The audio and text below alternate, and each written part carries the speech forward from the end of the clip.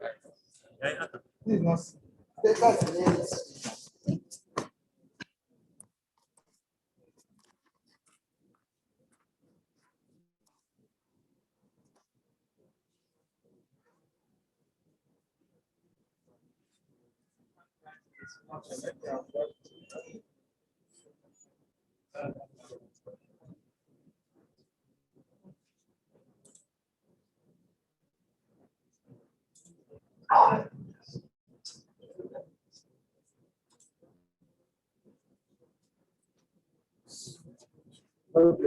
I have a Yeah, sure.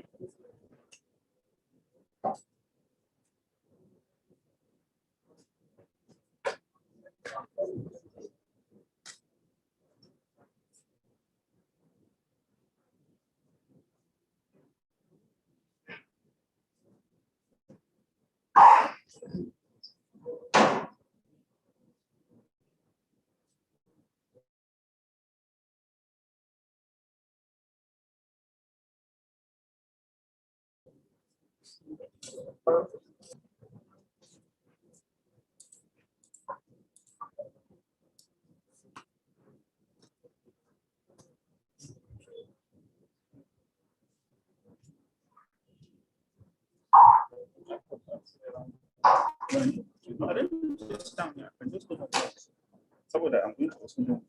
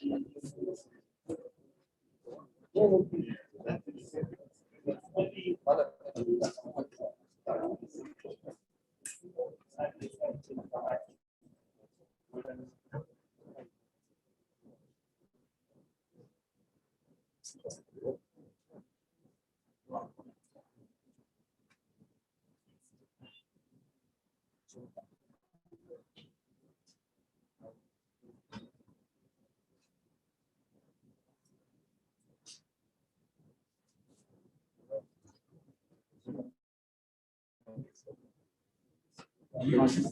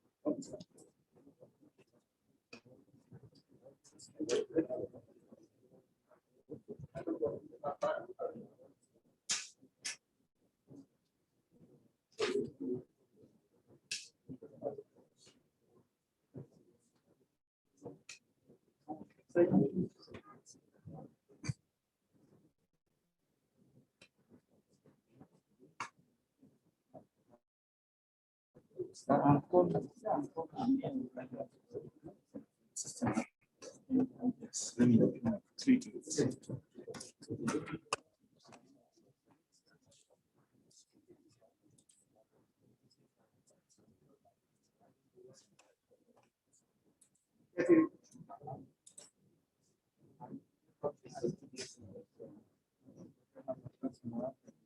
No, from there. No, goes.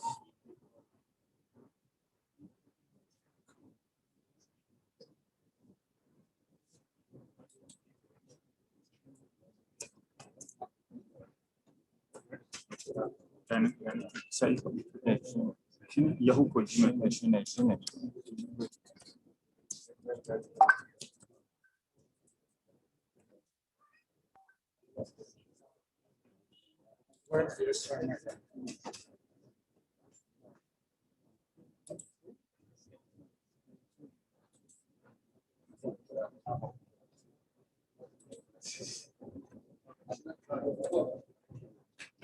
Yes.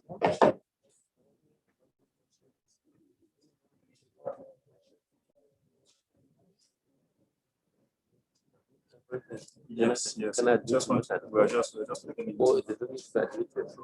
No, we didn't. This is automatic admission. Yes.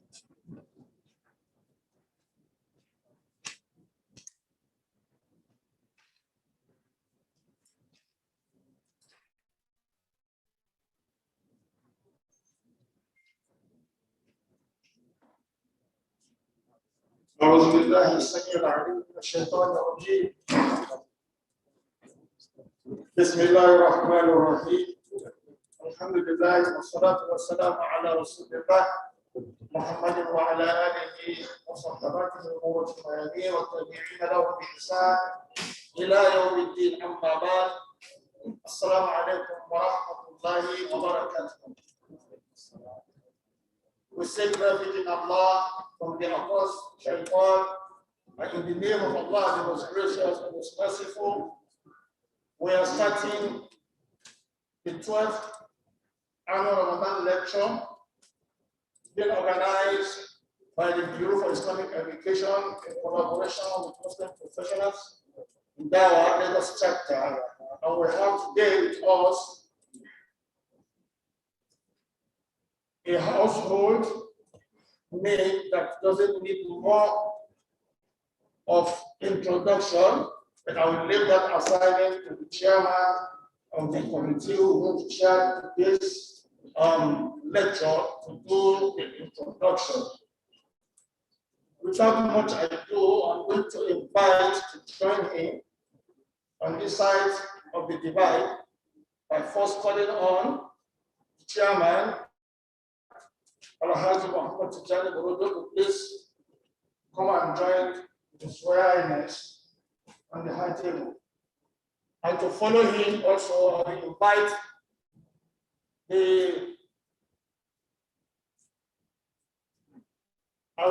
the acting chief imam, Sheikh Hussein Ayasu, to also please join chairman on the high table.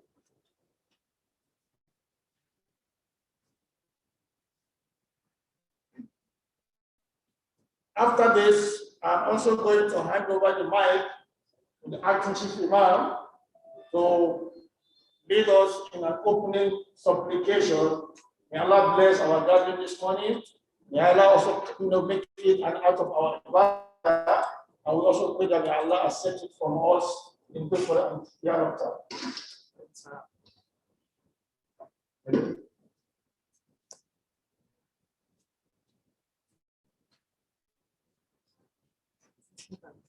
الحمد لله رب العالمين الرحمن الرحيم مالك يوم الدين إياك نعبد وإياك نستعين اهدنا الصراط المستقيم صراط الذين أنعمت عليهم غير المغضوب عليهم ولا الضالين اللهم صل على محمد وعلى آل محمد كما صليت على إبراهيم وعلى آل إبراهيم إنك حميد مجيد وبارك على محمد وعلى آل محمد كما باركت على إبراهيم وعلى آل إبراهيم إنك حميد مجيد.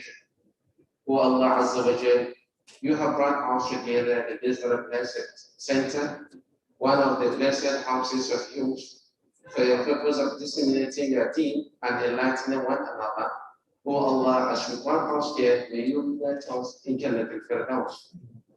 Our Father, royal Father, our mentor, our Imam, is here, Muhammad Sanusi II. Oh Allah, may you continue to endow him with more knowledge, protect and guide him throughout his life, and also give him the ability to bear whatever he faces in life of trials and tribulation.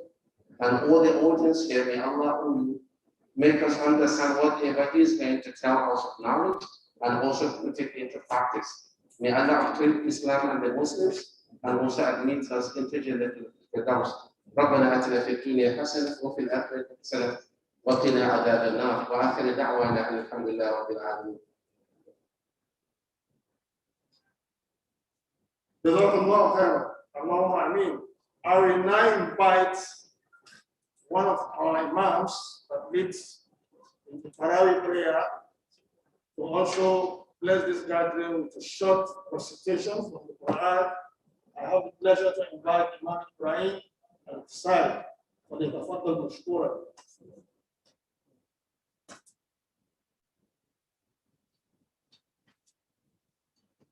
أعوذ بالله من الشيطان الرجيم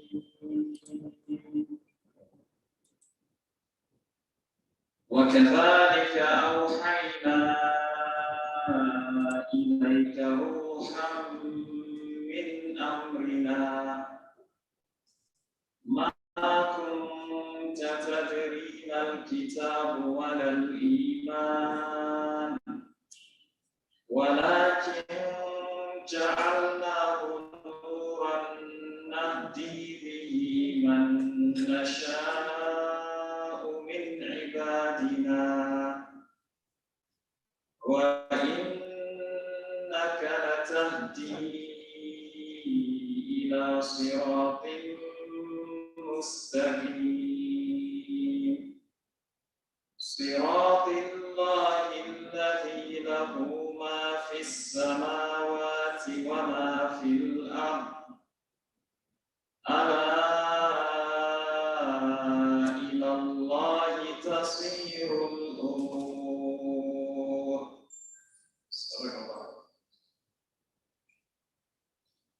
صدق الله العلي العظيم. May Allah accept it from him and from us. Make it also one of the names which Allah subhanahu wa ta'ala to make us inheritors of our Jannat al-Firdaus. Before I call on the chairman to do the opening remarks and also introduce our distinguished guest lecturer, I want to appeal to all of us that After the lecture, in the course of the lecture, I will have questions we want to ask. We want you to please just write your questions down and then forward them to me. Write your questions and forward those questions to me so that we can arrange them in sequential order, particularly to ensure that we are not sticking out of context. So the topic will be discussed, the knowledge will be shared with us. So please let us inform whether please write down your questions and then forward them to me.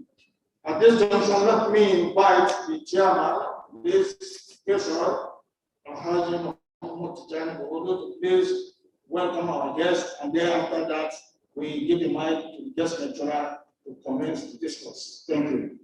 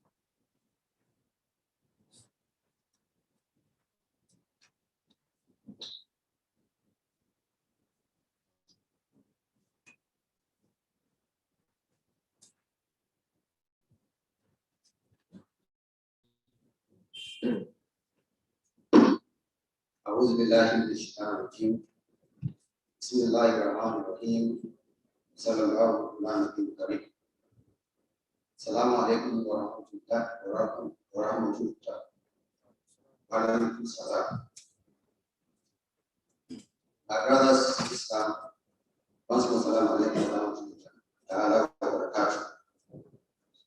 It's my honor and privilege to welcome each and every one of you here for our 12th Ramadan lecture in this masjid and center.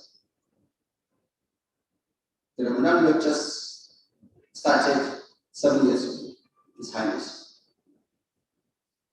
And Alhamdulillah, we have done 2 lectures every Ramadan, except for the last year of COVID.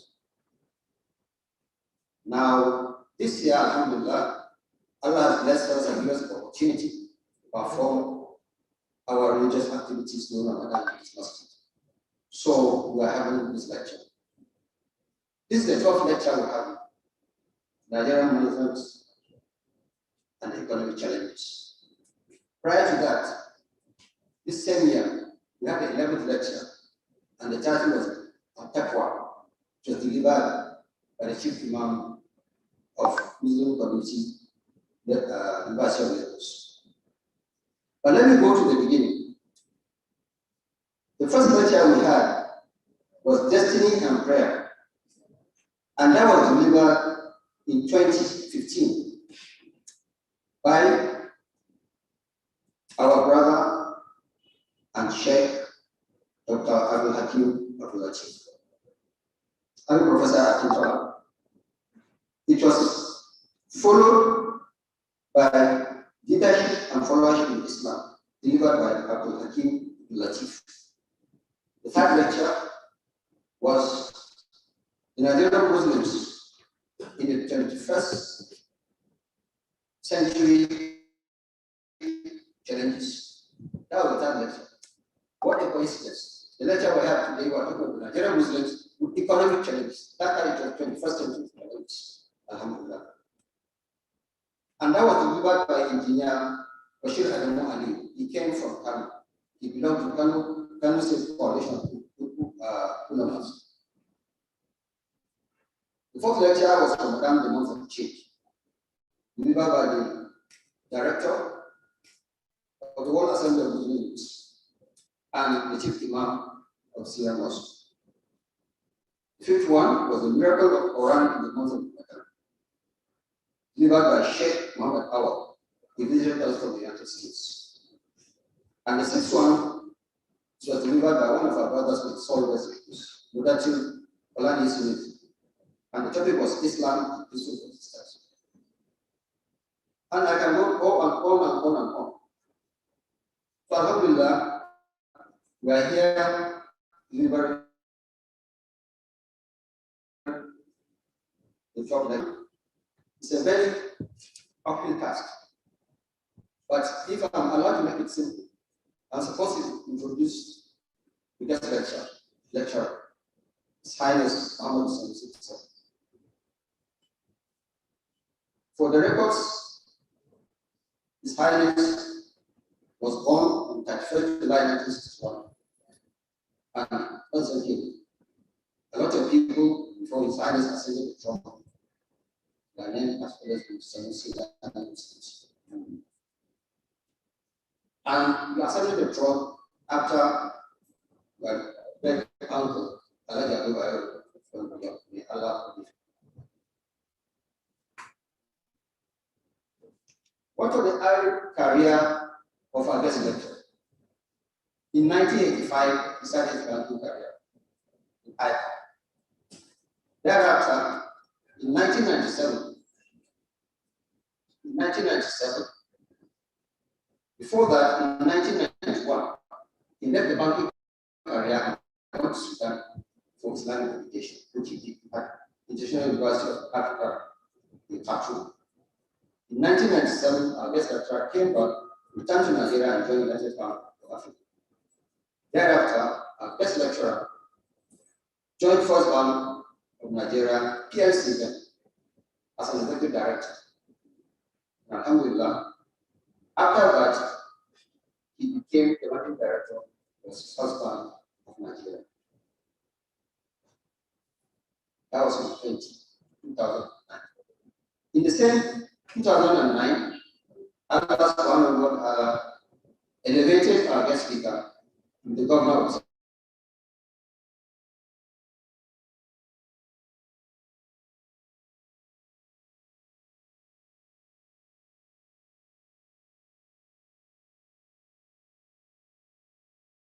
he had between June 2000 speaker. Having left that position, became the emir.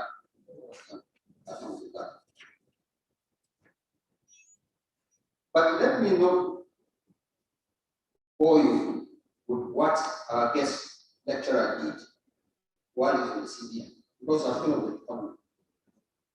And everybody must put it in context. The radical change in the economic, the financial services industry in this country were done with something. Nobody did what he did because of his commitment to the country and the economy. He took so many stupid decisions. And press and people target Sanusi Sulani. We're all beneficiaries of it.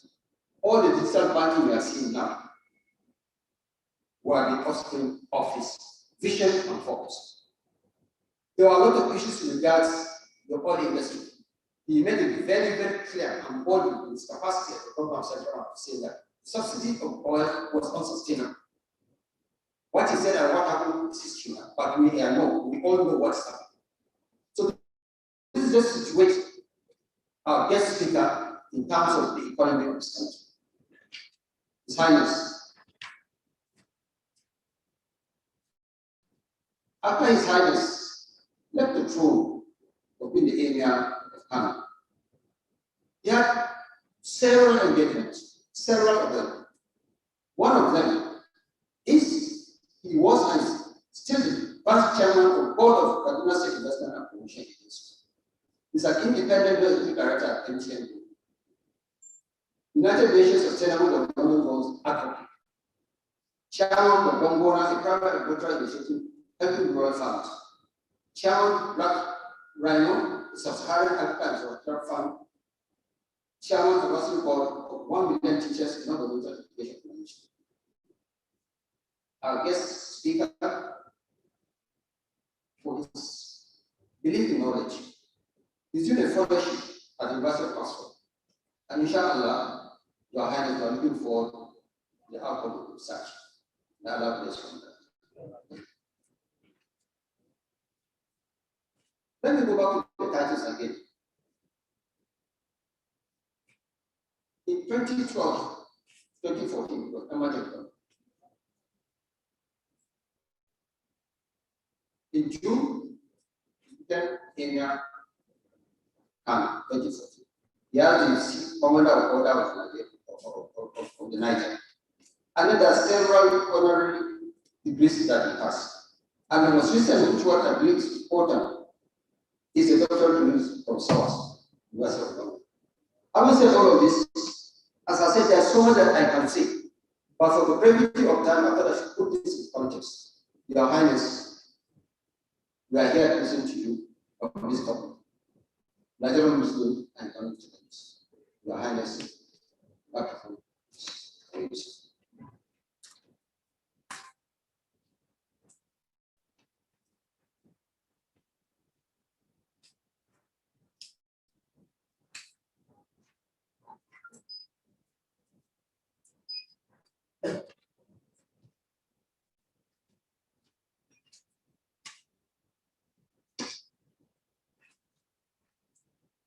إن الحمد لله نحمده ونستعينه ونستغفره ونتوكل عليه ونستهديه ونعوذ بالله من شرور أنفسنا ومن سيئات أعمالنا من يهده الله فلا مضل له ومن يضلل فلا هادي له وأشهد أن لا إله إلا الله وحده لا شريك له وأشهد أن سيدنا ونبينا محمدا عبد الله ورسوله صلى الله عليه وعلى آله وصحبه وسلم.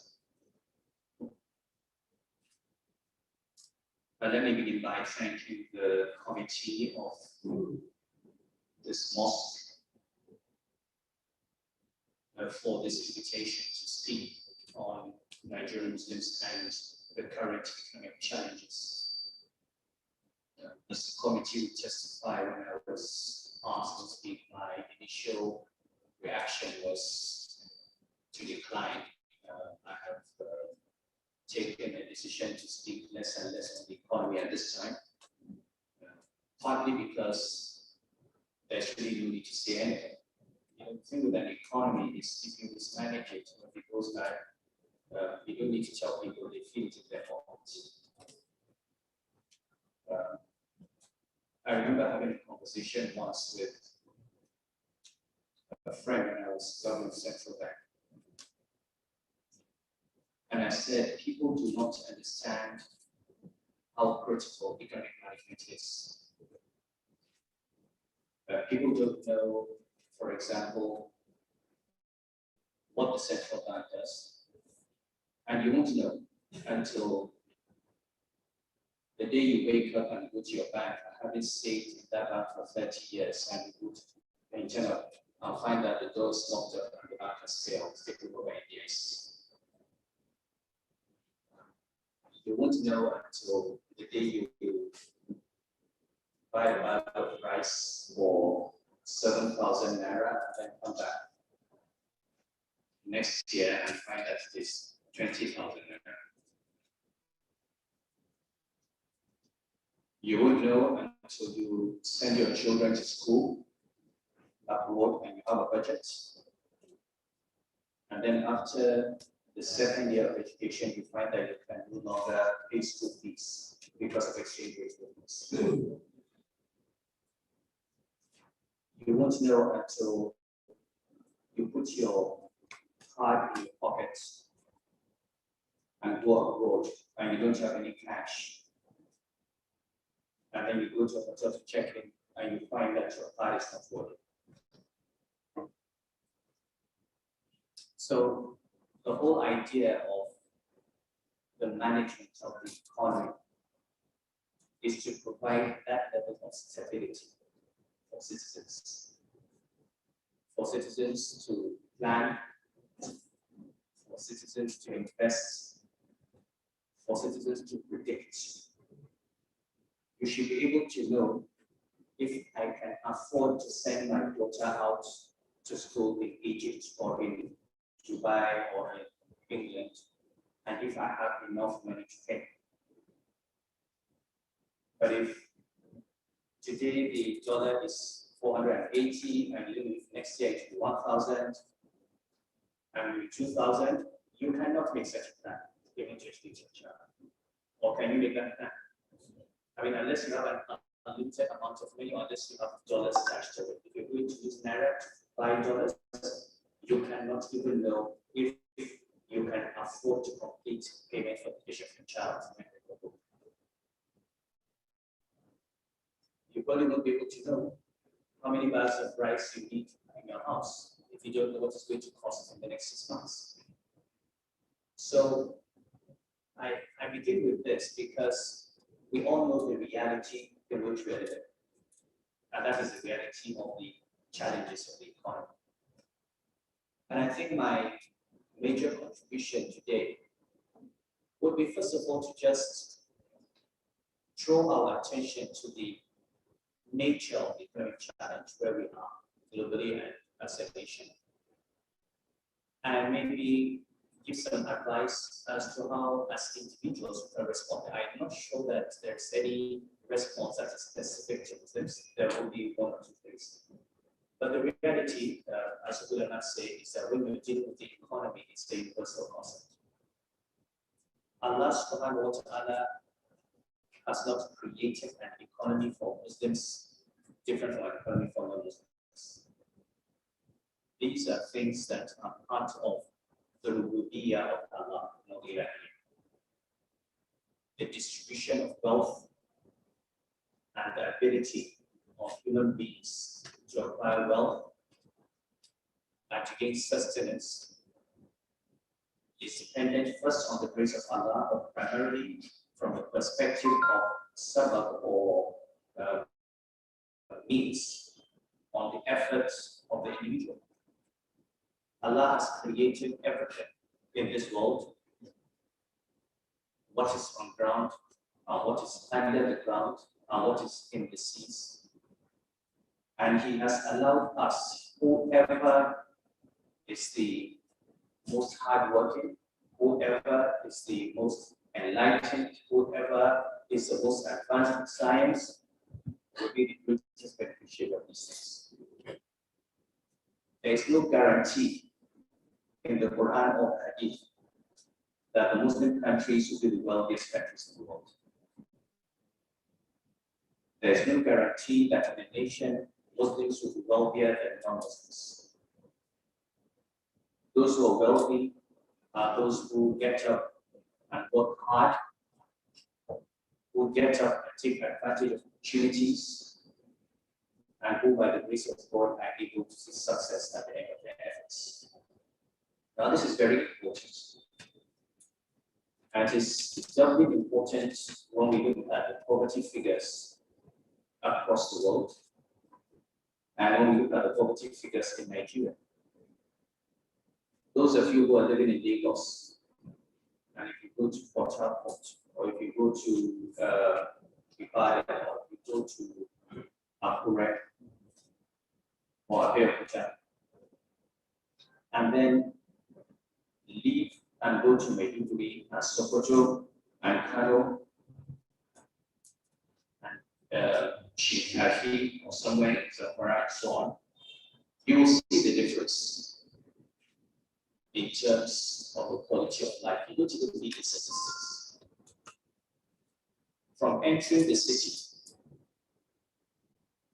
in one city you see cars and people in suits driving to work with the people on the road.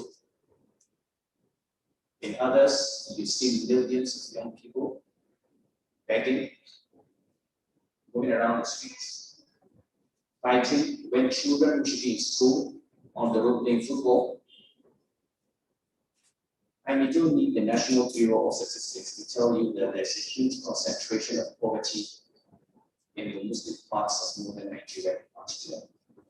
And that all the indices that you have that are bringing Nigeria down in UNDP, if you break them down by states, you'll find that the worst indices that we found in the northwest and the northeast of this country.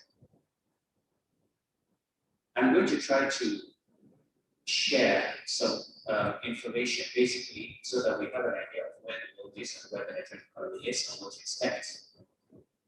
And then at the end of it, we'll give a few suggestions for what I think we can do. But since we're in a masjid, I think it's also important to ask ourselves as a country, how come we have moved from a country that was seen as maybe the most prosperous country in Africa to one that is a poverty capital of the world? How come northern Nigeria, that was maybe the richest part of the Sahel at one time after Egypt and Morocco, how come it's today one of the poorest parts of the world? But what have we done as a people that's wrong? And when we look at the Quran, I think we have a lot to learn from some of the references to other communities that have passed, and some of the parables that are given in the Quran. For example, Allah subhanahu wa ta'ala says, ضرب الله مثلا قرية كانت آمنة مطمئنة يأتيها رزقها رغدا من كل مكان فكفرت بأنعم الله فذاقها الله لباس الجوع والخوف. So when we see ourselves in this climate of fear and climate of hunger, what did Allah say? Allah gave us a parable of a town or a city or a people that had complete peace, whose wealth came to them from all over, and yet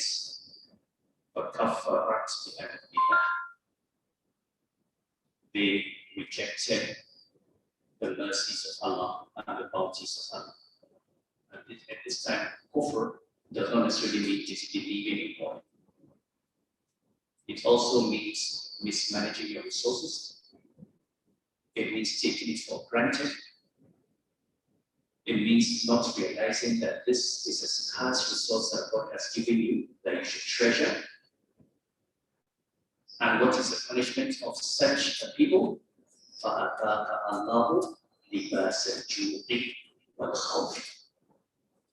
Allah gave them the taste of the apparels of hunger and fear. Now, maybe some of you here do not know, but if you deal with people, and I'm sure we all deal with people, with families, with neighbors, with friends, the Muslim parts of Nigeria in particular are characterized today by nothing except fear and hunger. So let us ask ourselves, what did we do wrong as a nation? What did we take for granted? Where did we go wrong? And another example, in Surah Saba, a number of verses, very interesting verses that bring to mind, first of all, a model for economic development, but also, again, similar to this other verse in that. لقد كان للسبأ في مسكنهم آية جنتان عن يمين وشمال كلوا من رزق ربكم واشكروا له بلدة طيبة ورب غفور فأعرضوا فأرسلنا عليهم سيل العرم وبدلناهم بجنتين ذواتي أكل خضر وأثل وشيء من سدر قليل ذلك جزيناهم بما كفروا وهل نجازي إلا الكفور. And Allah goes on to actually explain, not just apart from agriculture, he actually explains what kind of development he gives. So always gives this example that if you want to know about how to develop an economy, just look at Surah Saba. This first verse is talking about agriculture. But the next verse is about urbanization, it's about building. And I see today, if you go to America and you're driving from New York to Texas every few hours, every few hundred kilometers, every 100 kilometers, you have a small town, you have a hotel, you have bathrooms, you can go and rest, you can go and sleep, you can go and take a McDonald's. You know, we don't see that in Kenya, we're all happy, you know, we go to America, we go to England, but what did Allah say? وجعلنا بينهم وبين القرى التي باركنا فيها قرى ظاهرة وقدرنا فيها السير سيروا فيها ليالي وأياما آمنين. But what did they do? قالوا ربنا باعد بين أسفارنا وظلموا أنفسهم فجعلناهم أحاديث ومسخناهم كل ممسخ إن في ذلك لآية للصابرين. Now, these are people who took the bounties of Allah for granted. This is an important message in these two verses. The economic management is about the management of scarce resources. Allah subhanahu wa ta'ala himself has made very clear that the resources of this world are counted and they are limited. إِنَّا كُلَّ شَيْءٍ خَلَقْنَاهُ بِقَدَرٍ. إِنَّا كُلَّ شَيْءٍ خَلَقْنَاهُ بِقَدَرٍ. We have created everything to a measure, to a limit. وَأَنزَلْنَا مِنَ السَّمَاءِ مَاءً بِقَدَرٍ. Even the rain that drops from the heavens, every drop is counted. وَأَنزَلْنَا مِنَ السَّمَاءِ مَاءً بِقَدَرٍ وَأَسْكَنَّاهُ في الأرض وإنا على ذهاب به لقادرون. That which remains itself is measured, and Allah had taken it away. So when you see Lake Chad full, providing agriculture and industry, and it disappears. When the waters of the Niger, because of climate change, begin to shrink and the Benue, you remember وَإِنَّا عَلَى ذَهَابٍ بِهِ لَقَادِرُونَ. Any nation that does not recognize that resources are scarce and that these resources are to be managed wisely for the people who are living now and those who are to come, is doomed to poverty and failure, whether you are Muslim or non-Muslim. A non-Muslim nation that manages its resources will prosper. A Muslim nation that does not manage its resources will fail. If you take it for granted, you will lose it. These people had these beautiful lands. They would travel day and night in peace. The people of Sabah. Every few kilometers, there will be a town where they can rest and sleep. سِيرُوا فِيهَا لَيَالِيَ وَأَيَّامًا آمِنِينَ. Move around in these lands, day and night in peace. But what did they say? Because they took it for granted. They didn't even have to say it with their mouth. It's called lisan al-hal. They did not appreciate it. And therefore, effectively, فَقَالُوا, they said, رَبَّنَا بَاعِدْ بَيْنَ أَسْفَارِنَا. Create distance between our hearts. This is too good for us. We don't like all these short stops. So Allah took everything away.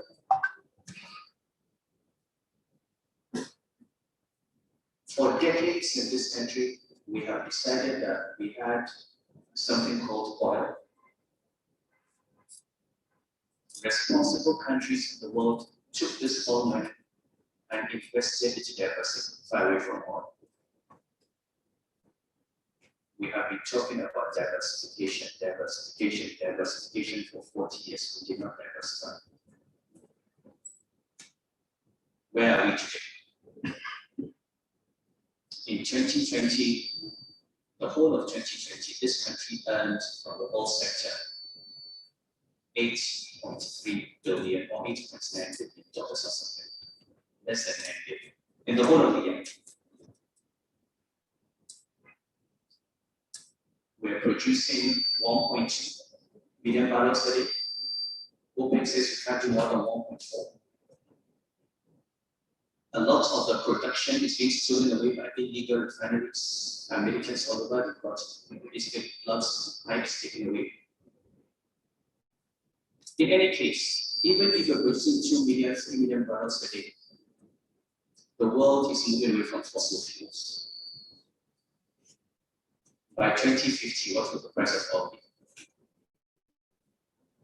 Or by 2030? It's not going to come up. The countries of the world are finding renewable energy. A lot of money is being invested in research. The sun that we have not invested in solar. You know what's going to happen very soon? People are going to come from Germany and from France and from the United States with batteries on aircraft. These batteries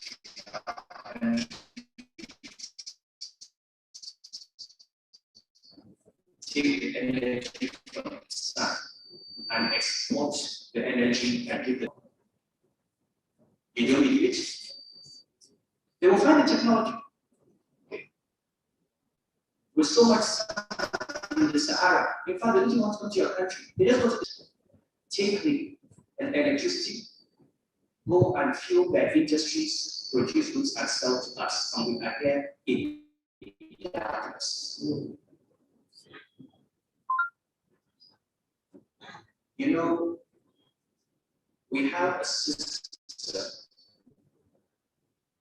that is set to fail. And I'll come to that when I come to my recommendations. But at the very least, for those who are economists, you know this, many people are aware of it, but at least let us remind ourselves of the world in which we are living today in 2021. Global growth is projected to rise to 6% from a negative 3.3% in 2020 and 4.4% in 2022. What is going to drive the growth? Expectations is vaccine-driven normalization, possible effectiveness of economic policies to limit lasting damage of the pandemic, because we cannot underestimate the lasting damage.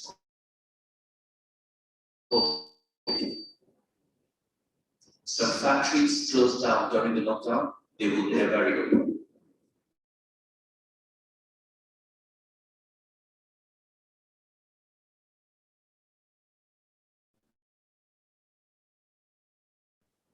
Some jobs are gone forever. People have discovered that they can replace those human beings with computers. They don't need them.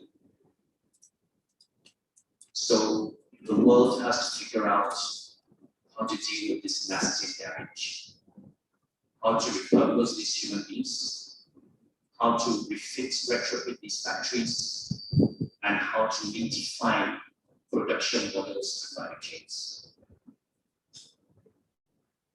It's also assumed that we'll continue to have strong fiscal and monetary stimuli across advanced and emerging market economies. With these three things, hopefully growth globally will rise to 6%. But you also have debt budget recoveries.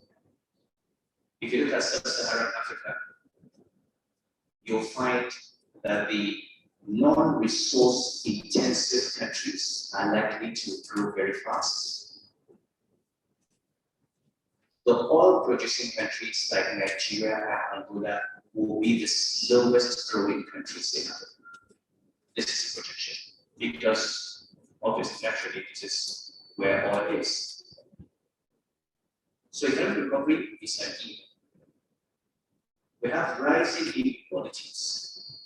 95 million people were estimated to have fallen below the threshold of extreme poverty in 2020 globally. Out of these, 32 million people in sub-Saharan Africa. The World Bank has already said it estimates that 10 million Nigerians have fallen into poverty in the last 2 years. 10 million. And if you break that number, where would you find the vast majority? In the north. You look at your MPD indices. Poverty, incidence of poverty in Lagos State is about 8%. I don't know now who's told me, but it's about 8%. Meanwhile, you go to states like Zamfara, and incidence of poverty is 91%. Yobe, 91%. Kano, 76%. And that is the most populous state in the country. You break it down, 1 out of 5 out of school children in the world is in Nigeria. The bulk of them are where? In the north. The burden of malnutrition. Look at the Human Development Surveys, MPS. In most states of northern Nigeria, about half or more than half of children suffer from chronic malnutrition. Life expectancy, per capita income. So let us understand that we have a very unequal development, or we have rising inequalities. And this is rising inequalities horizontally and rising inequalities vertically. Because believe me, even as we see this increased impoverishment of people, even as we see people unable to afford food, unable to afford medical care, in the last 4 or 5 years, there are people who have risen from nothing to being multi-billionaires. It seems society. And in many cases, this wealth is not in any way related to any known investment, to any known intellectual capacity. It is wealth that has come as a result of rent seeking and rent extraction. And this is what Allah says when He says, فَكَفَرَتْ لِأَنْعُمِ اللَّهِ. These resources that are limited in the world, Allah shares, and He gives Nigeria this bit. Okay, you have so much land, you have so much water, you have so much oil, you have so much gold, you have so much minerals. What you need to do now is take good care of it for your people. This is not it doesn't into China. The Chinese take their resources, they build industries, they educate their people, they invest in technology, they invest in science and research. China is one of the richest countries in the world. We take our resources, we buy private jets, we buy yachts, we go and keep them in Swiss bank accounts, we go and invest in property abroad, we kill our own refineries and import refined petroleum products because we are rich. We have oil, we don't even need to refine it, we are so rich, we'll take our oil, sell it, and import refined petroleum from Europe and subsidize the import because we are a rich country.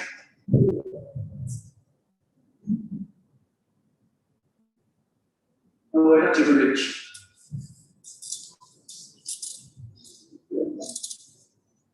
You're producing 2 million barrels of oil a day with a population of 200 million. That is 1 barrel for 100 Nigerians. You have countries like Saudi Arabia producing 1 barrel for 3 Saudis, and you think you are rich. Even in oil. But we behave with the mentality of spoiled rich children. Our refineries, we spent billions building refineries, we allow them to collapse. Every government awards contracts for renovation of refineries. Every government in the last 20 years has awarded contracts for renovating refineries, and the refineries were not renovated because there's so much money. It's cheaper to just sell the oil, go and claim to import petrol and places. I have been on this for almost 10 years. I don't even want to talk again. Yesterday, I saw a letter, I'm sure you all saw it, from NPC, saying there will be 0 contribution to FAC in May. You saw that letter, the story? Because subsidy has been paid, NPC has no money to give to FAC. So, if Zamfara does not get FAC money in the month of Ramadan, there will be no salary for eating. And many of our states who rely on FAC, there will be no salary.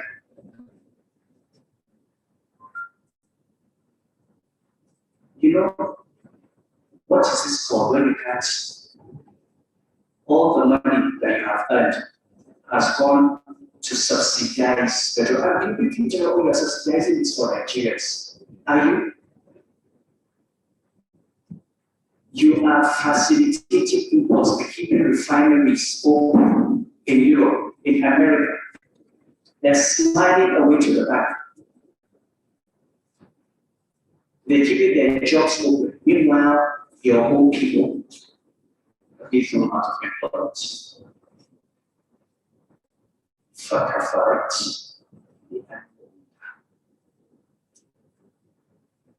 فأذاقها الله لباس الجوع والخوف. Allah gave them the taste of hunger and fear.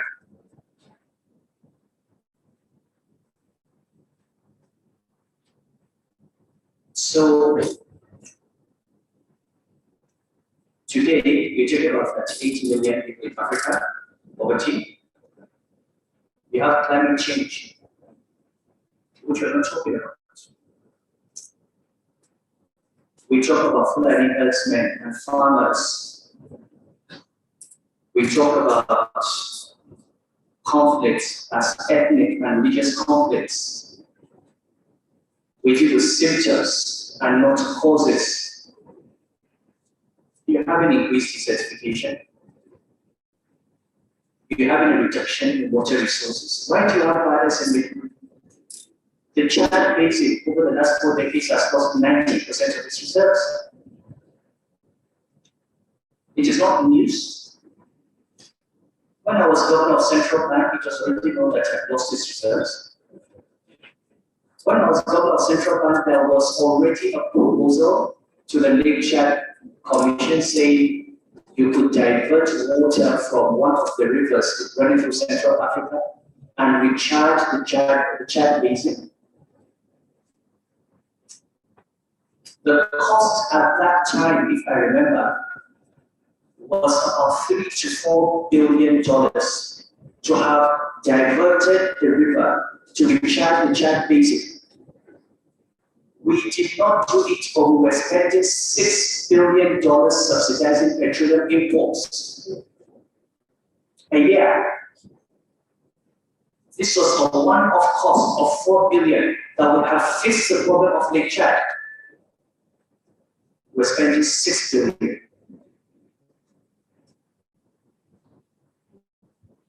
The reality is that we have just been an irresponsible country. And what we have is a self-inflicted tragedy. But nobody wants to do that. In 2019, somebody sent me the video. They said 2019 there was a meeting of accountants. The accountant general federation came to me in Kano. They had a meeting of treasurers, and he wanted me to address them in government house. And I said I'm not coming. He was from Kano. He appealed to me. Was the new accountant general. I went there and I said it there. I said, look, I didn't want to come. So I don't want to come because every time you invite me to come and speak to you and I get into trouble because you don't want to get in trouble. So that since you have invited me, you have to accept what I'm going to tell. And I said at that time, this country is spending 70% of its revenue on debt service. Even in the first quarter of this year, we got to 100% by 99% is like 100%, but at that time just 70%.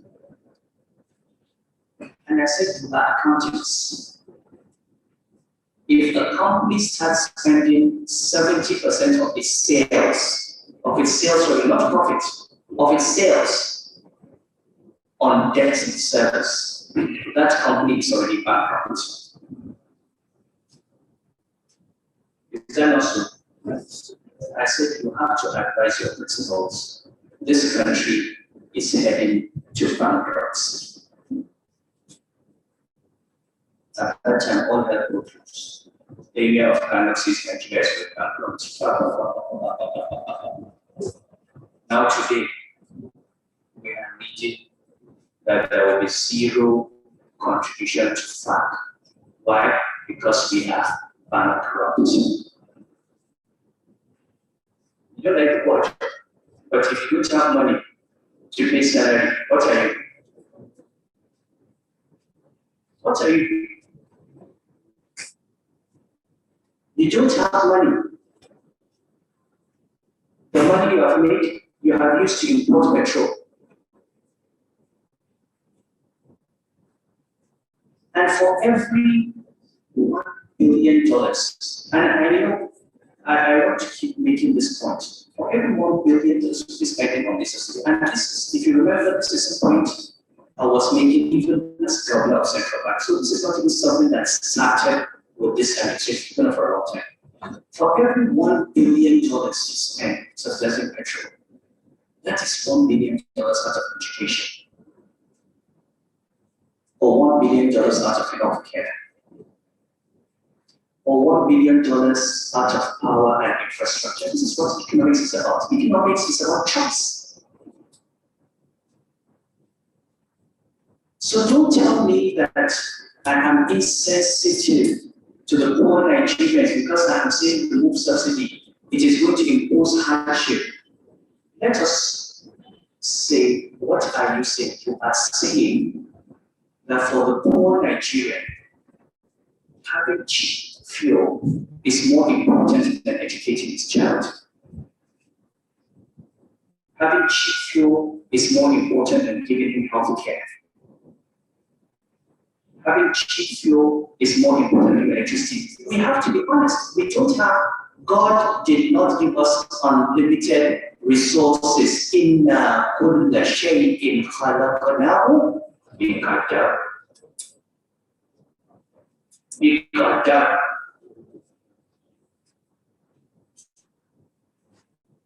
It has limits.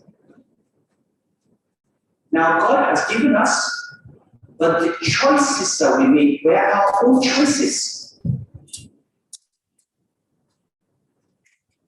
And it's not going to interfere.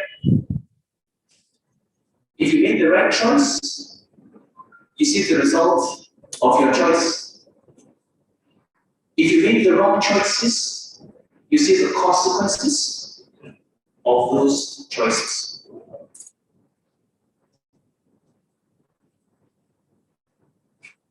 Global public debt has gone up. Right now, public debt in the world is 355% of global GDP,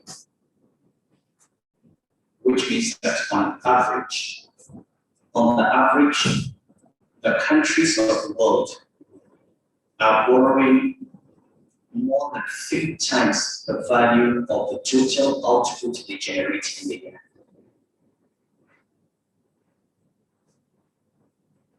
In Nigeria, it is just 37%. But if you look at other indices, if you say, what is your debt service to revenue ratio? You're spending 70%, 60%, 80%, depending on what it is, of your revenue servicing debt. By the time you do that, it means you need to borrow money to pay salary. You need to borrow money to pay pension. By the time you have borrowed to pay salaries and borrowed to pay pension, the interest on the debt goes up. Next month, you will need more money to service the debt. And you need to borrow more money to pay the salaries and pay pensions, and therefore there will be no money for electricity, no money for education, no money for health care.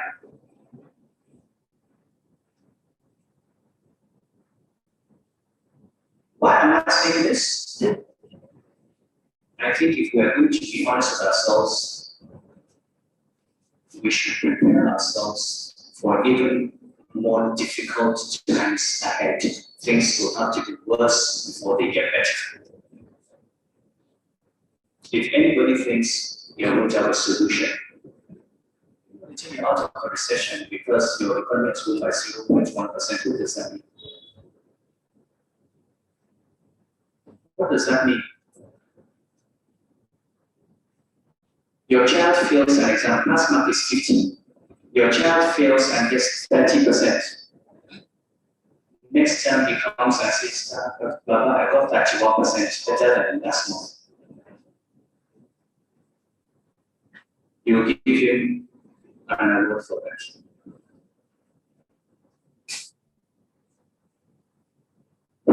We need to grow this economy, but we also need to take some difficult decisions. Output growth in Q4 2020 was 0.11%. We have unemployment in Nigeria at 33.3%. And most of this is in northern Nigeria. So we have all these climate issues. Grazing routes have become farms. Farms have become houses. The population in northern Nigeria has been growing year on year at over 3%, which means every 20 years, the population in northern Nigeria doubles. So between 1960 and 1980, it probably doubled.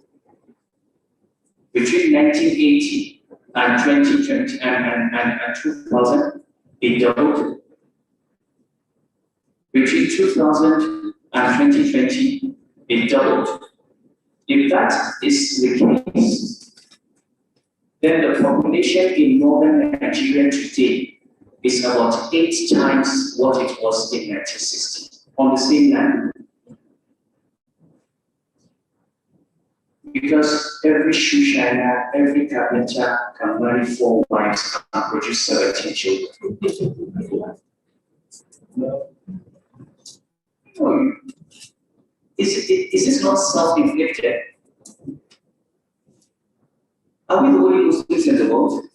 Why don't you find shoe shiners and carpenters in Malaysia and Saudi Arabia marrying 4 wives and marrying and having 20 children? Why is it only northern Nigeria? Are we the only ones who read Frankie Umar Was it revealed only to northern Nigeria?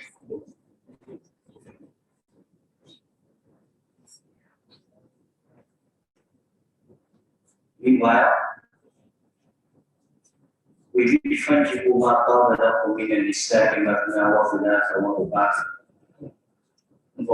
not read وعلى المولود له رزقهن وكسوتهن بالمعروف.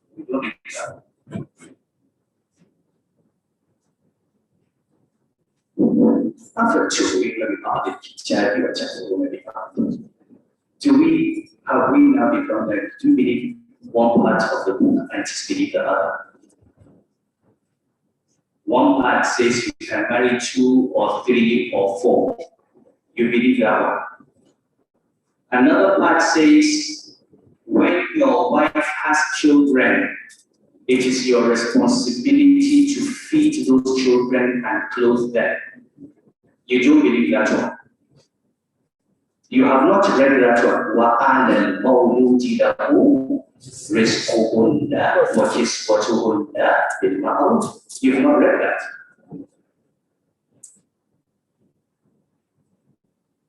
الرجال قوامون على النساء بما فضل الله بعضهم على بعض وبما أنفقوا من أموالهم.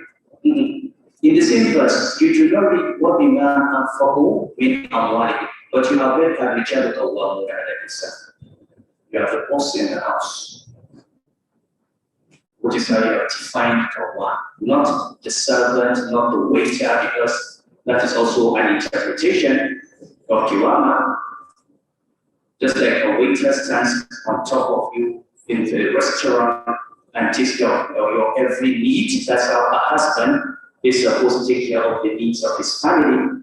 You interpret it as, no, I'm the order in the house. Okay, let's accept that interpretation, that Qawwam is the order. How about the man for Umi Amwali? You don't even have the money, you're not spending, not too much of spend it. Or you have the money, you leave your wife and your children hungry, and you're going out to buy suya.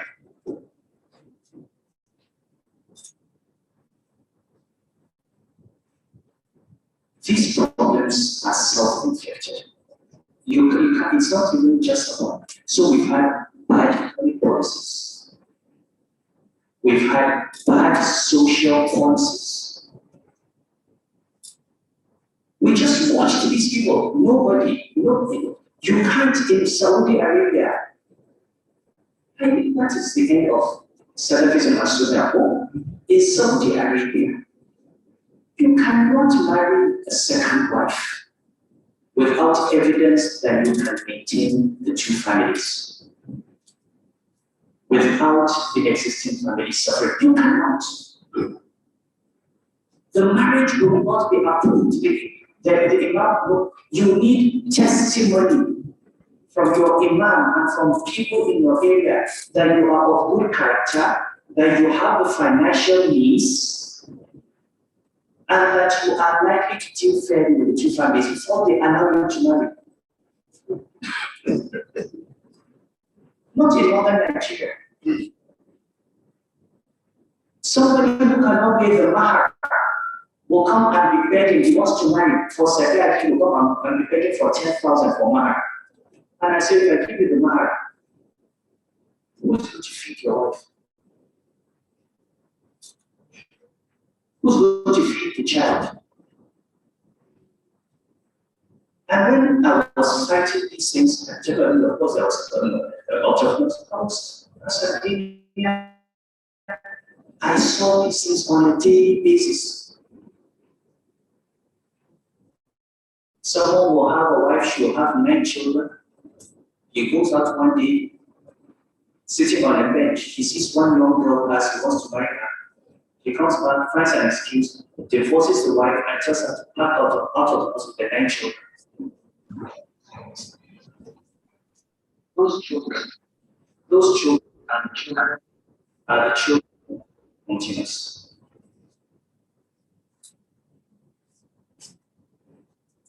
It's not Islam. So these are today. And people need to understand how economies work. If your GDP is growing by 3% and your population grows by 3%, you are at a standstill.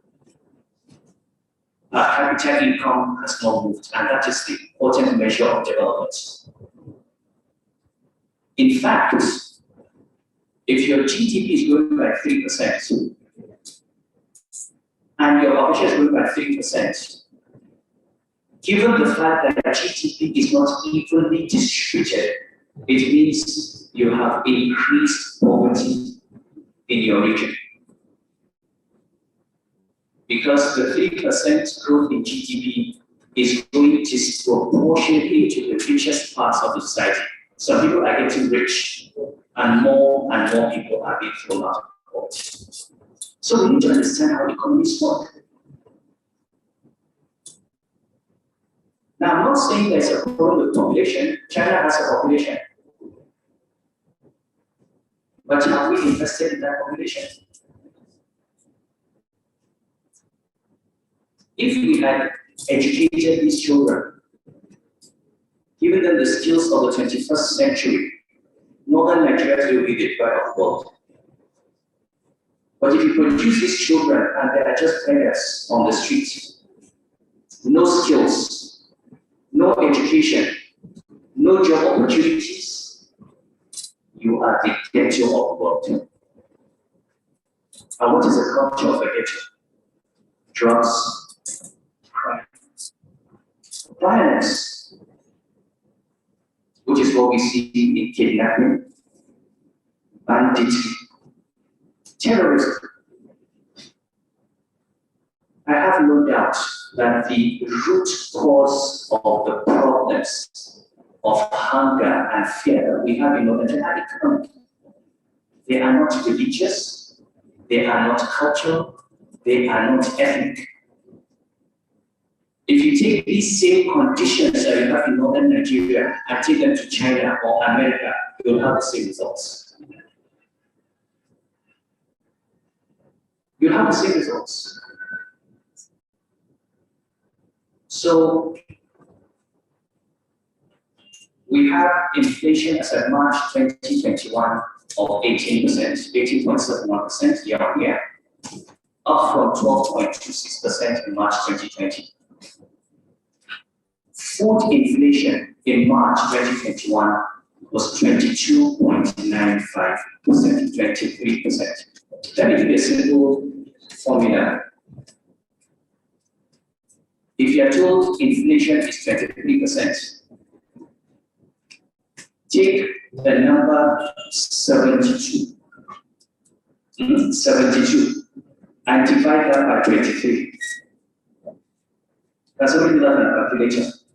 72 divided by 23.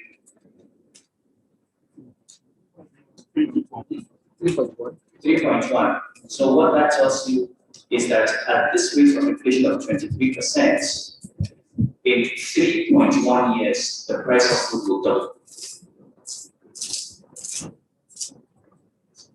3 years. If the price of food is doubling every 3 years, are things going to get better?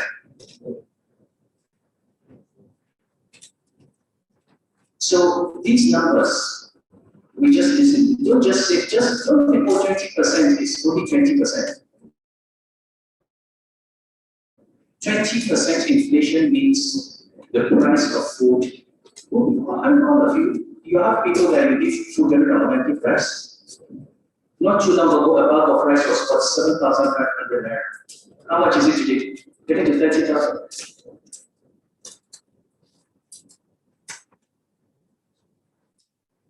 I'm being told that times that I was told at 1 hour, I was using this microphone at 12. Oh, I'm going to speak until 1 o'clock.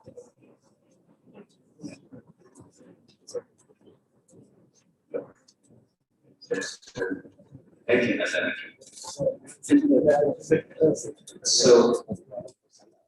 So we have these challenges of high unemployment, poor quality of skills and so on. So what do we do as Muslims? I think first of all, as Nigerians, we need to understand that we all have to work together to fix this economy.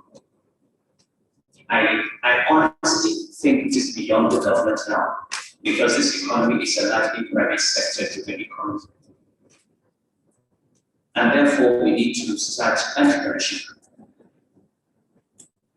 If people are expecting that government will continue to be the provider of jobs, it is not going to happen. The government does not have the money to do it. In fact, I would not be surprised if within the next 1 year, the government is compelled to retrench workers. Let us be realistic. Where are they going to be there from? NMPC is not putting money in fact. The government has to service its debts. Oil price is not going up. If companies are not thriving, where is the tax revenue going to come from? You're going to have difficult decisions. Unfortunately, if these decisions have been taken 4, 5, 6, 7 years ago, they would have been less painful than they are today, but it is inevitable that difficult decisions have to be taken. Look, we have a constitution, and I've said this before, we have a constitution that makes it impossible for the government, even with the best of intentions, to be very solvent. You know the GDP of Nigeria, I once did check a few months ago. The gross domestic product of Nigeria, the total value of goods and services produced in Nigeria, at least when I checked about 6 months ago, was smaller than the GDP of Greater Atlanta. Atlanta is a city in Georgia. It's not even the state of Georgia. And Atlanta is not the richest city in the United States. It's not New York. It's not California. It's not Los Angeles. Okay? The GDP of Nigeria is comparable, in fact, less than the GDP of Greater Atlanta. Atlanta is being run by a mayor. The equivalent, we still have an American Constitution. We're following America. The mayor of Atlanta is the equivalent of your local government chairman, running an economy that is bigger than the economy of Nigeria. And in this, our economy, which is smaller than that being run by the local government chairman in America, mayor, we have a president, we have a vice president, we have a constitution that says there must be a minister from every state, which is 36, right? Plus FCT, 37 ministers. We have 109 senators. We have 360 members of the House of Representatives. We have 36 governors, 36 deputy governors. In every state, you have House of Assembly. We have 774 local governments, each with a chairman and speaker and 9 councillors. These are constitutionally mandated offices in an economy that is smaller than an economy being run by a local government chairman.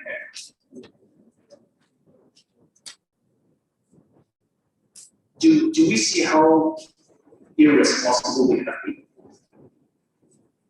Now, I have not talked about the fact that each of these people will have personal staff, because the minister needs special assistant, or personal assistant, secretary. We have senior special assistants. These people, you have motor vehicles, you have houses, you pay for generators, all to maintain these offices. You know, Sayyidina Umar bin Khattab, if you look at Kitab al-Kharaj of Al-Qadi al-Qudus, it tells this story. The Sahaba came to Umar and they said, we have 2 offices, or we have 4 offices. I think the Imam, the Mu'tasim, the Qadi, and somebody else. 4. He said, these people have devoted themselves to public service. Amir al-Mu'minin, let us agree and permit us to take a goat every day, 1 goat every day, and share it among these 4 as their salary. The senior Sahaba came to him. Umar said, okay, if this is what you want to, I will do it. But I tell you, by Allah who created me, no country that takes 1 goat from his Baitul every day for only 4 people will remain prosperous forever. This is economics. At the time I was governor of the central bank, already 80% of government revenue was being spent on public service officers. Less than 1 million public officers taking 80% of the revenue, with 20% being left for the remaining 200 million Nigerians.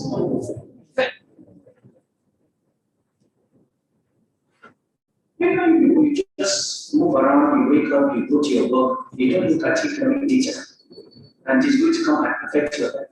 It is those data that are going down to you now as kidnapping and banditry.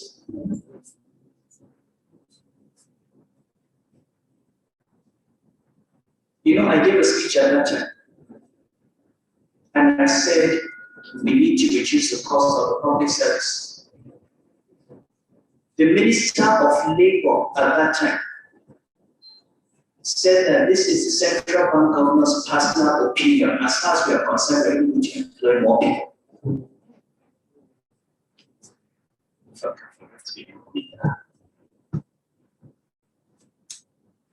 Remember that Fakafarat, the Omega. So these are, for me, the kinds of things we need to look at. It is all okay to blame the government, and yes, government needs to get things right. But what are we doing about our population growth? What are we doing? And you know, let me even answer this, because every time I talk about this, they say, hey, you have 4 wives. You are not, you have seen people on TV. You know, the area of Kano is not the person to talk about polygamy, he has 4 wives. Have I ever got able to pay myself my children's school fees? Have I come to you to beg you for food? I'm not telling you here. I'm saying that Islam allows you to have a family that you can maintain. If you cannot take responsibility for your family, there is no basis in Islamic law for you to have that family. And the state should have laws that compel people to take care of those families.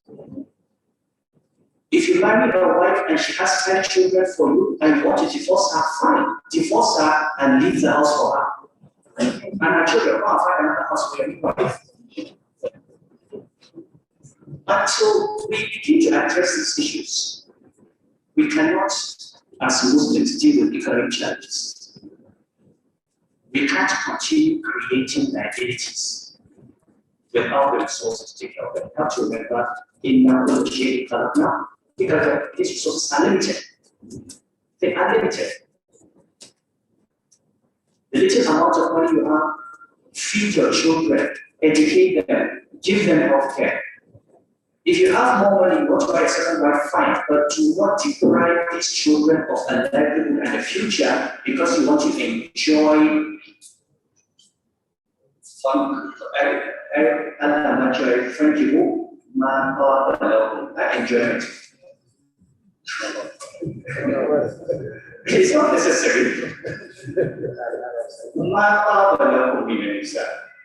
Because you want to go a then you now abandon what is fardu. He said, Wa'ala means it is incumbent upon. It is compulsory, it is fardu, it is wajib. You abandon that which is fardu. Maintain your current wife and your current children, and you go for that which is not even, it's not a darura, it's not a haja, it's at best mukammilat or tahsiniya in usul al-fiqh, because Allah says, "Fankihu ma taba lakum min an-nisa." So I've drawn on a number of things. I think what is important as Muslims is to understand that if you want to build an economy, we need first of all greater responsibility in terms of public policy, but we need greater responsibility in the way we manage ourselves and our lives. The idea that people can sit down and beg rather than go and earn a living is haram.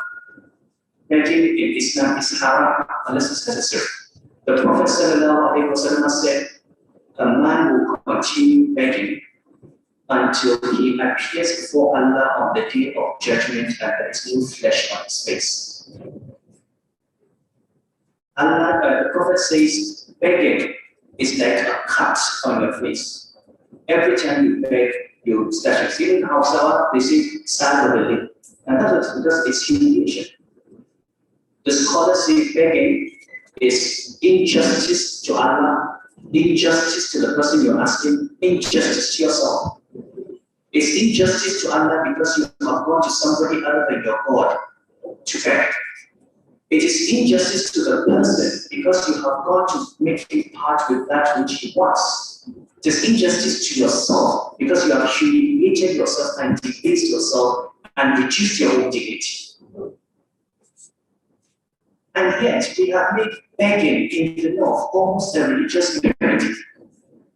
You know, when we talk as Muslims, we should be honest with ourselves. We are the architects of our own process. We are pulling the rest of the country back. And we have to come by because we have moved away from a proper understanding of the religion. The problem is not Islam.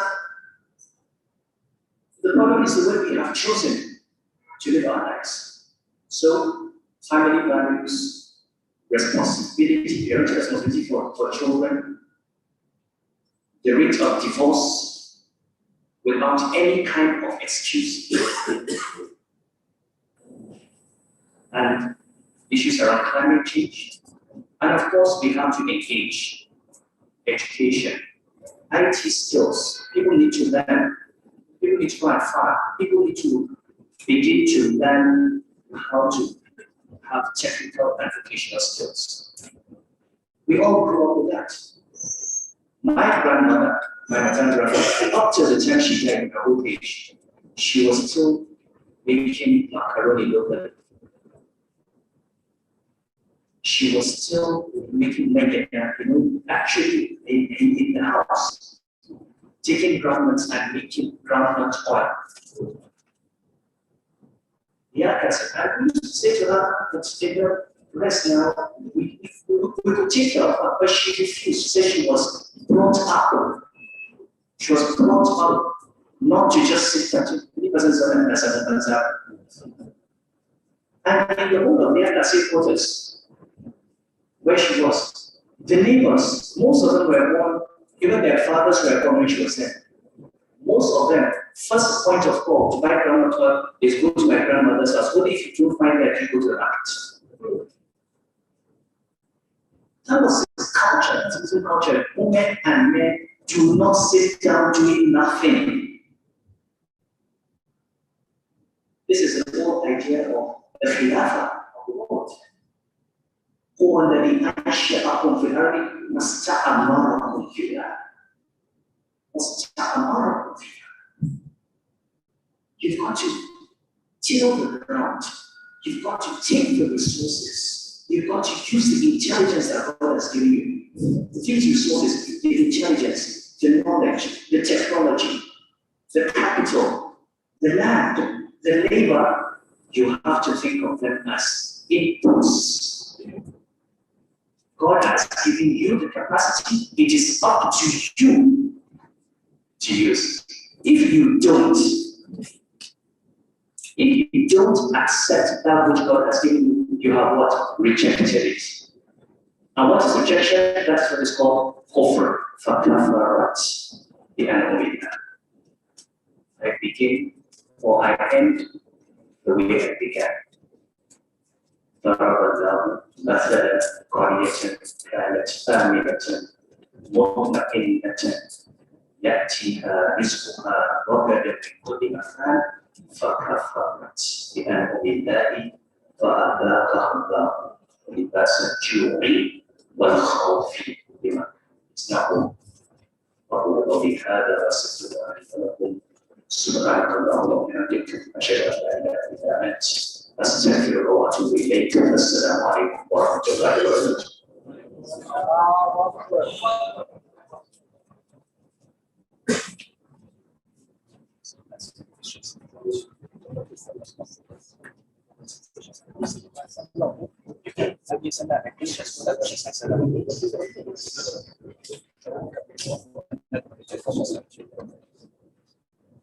Alhamdulillah. كبر الله كبر الله ووحده لا إله إلا الله. We thank His Royal Highness for that insightful and resourceful, should I call it a discourse? He has raised so many issues. And from the questions I have seen here, I have tried as much as possible to select those questions that really focus on the topic of today. While there are some questions here that are very controversial, so I've decided to put them aside. Yes, we don't want to create any unnecessary controversy. And what of our we only want to increase our body of knowledge, to tap from his practical experiences from various, institutions where he has worked, and we can see that he has not also disappointed us. Anytime he is always adding values, to us. There are some questions here, but before I go into that, I also understand that we are online currently as the lecture is going on social media.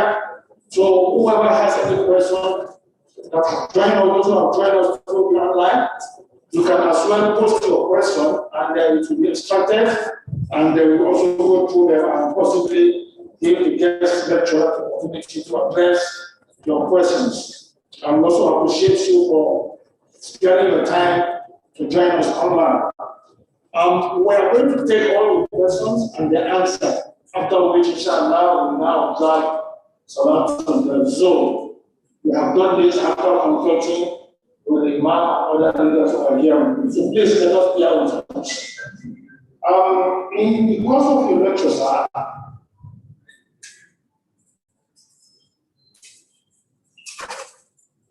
there are development issues in the north which are raised. These are the population that is growing exponentially.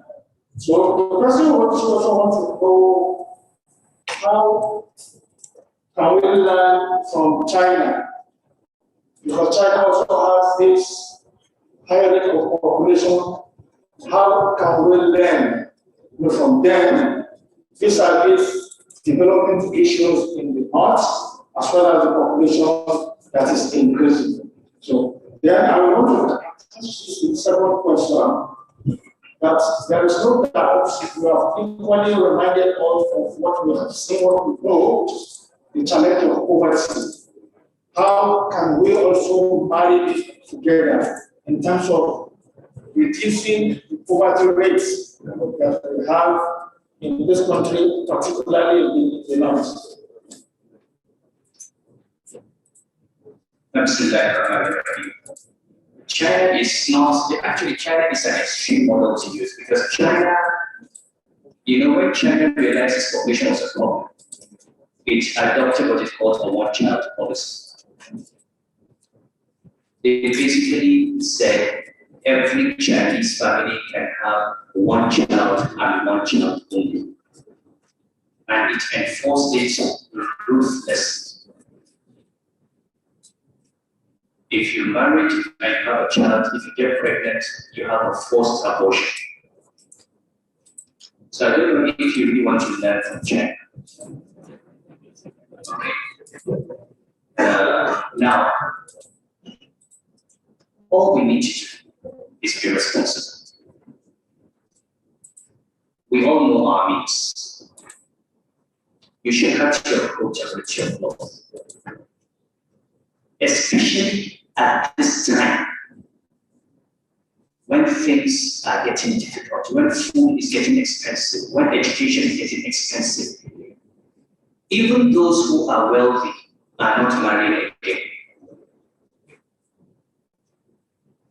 We have people who have sent their children to school abroad who are about to sell their houses and move into rented accommodation so that children can complete an education. I mean, that's, you see, we first of all, one, and I don't want to be, I'm not stereotyping, okay? But take your typical friend in Lagos who's working. What is he thinking about? His children.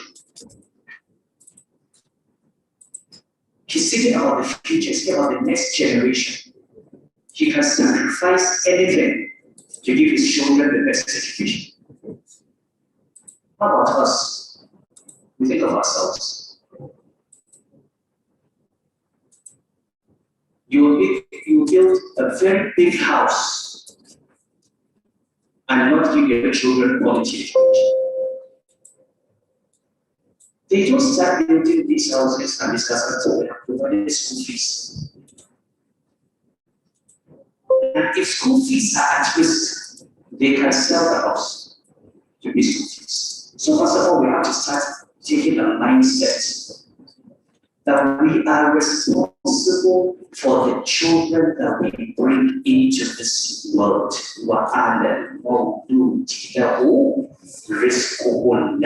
Which is what you put in the big mouth. It's in the Quran. So if you know you cannot, don't. And if you want to do it, let us have a system that stops you. If you have a child, let us have a system that compels you to take responsibility for that child. If you leave that child on the street and we think, oh, it's not my child, it's somebody else's son, you see them on the streets. Those are the children that will one day hold a gun to your head.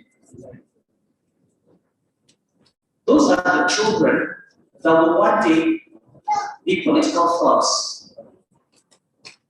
Those are the children that will take your son and teach him how to take drugs.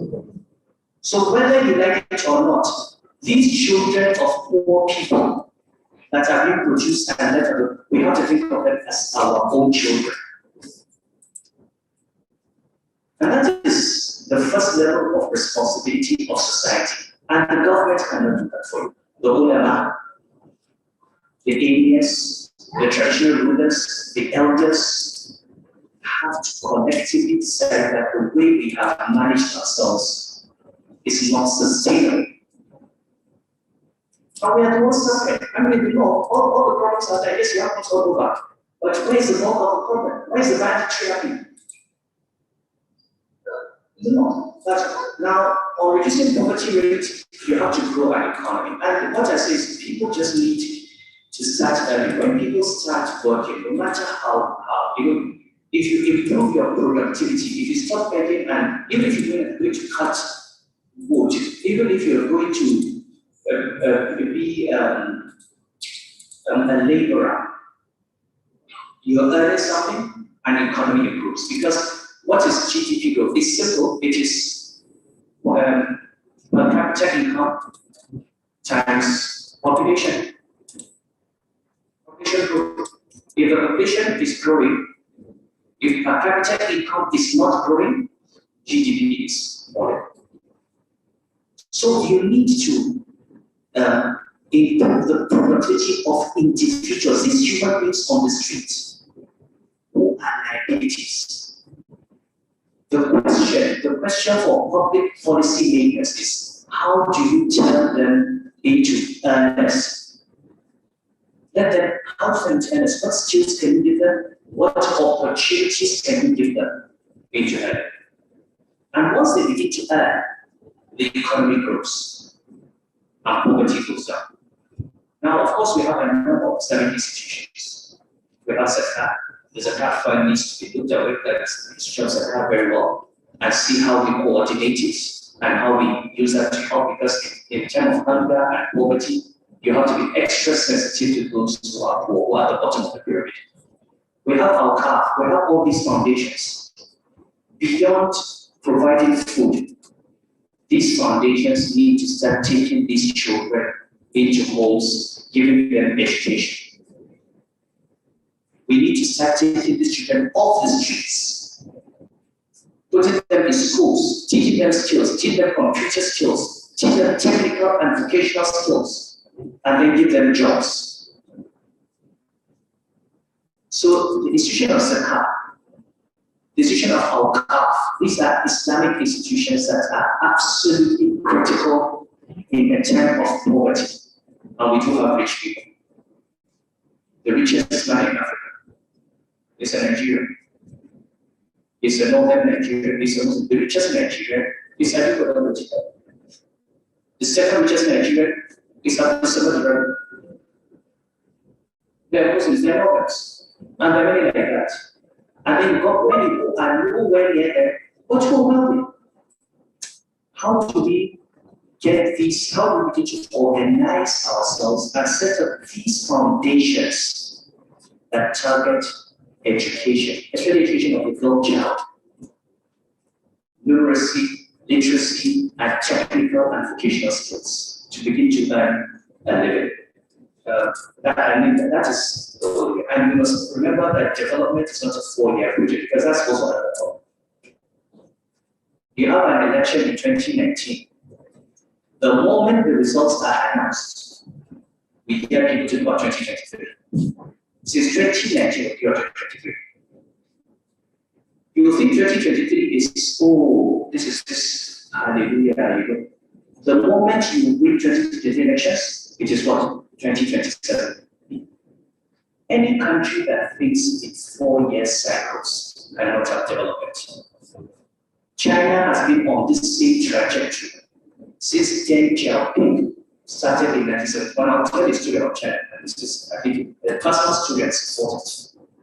My father, my father was Nigeria's first ambassador to China. He went there in 1972. At the time he went to Peking, if you saw the pictures of the houses in Peking, they were no different from, say, GRA in Canada. At the time my father went to China, every month he had to get special permission to go from the Ministry of Foreign Affairs to travel to Hong Kong every month to get essential commodities.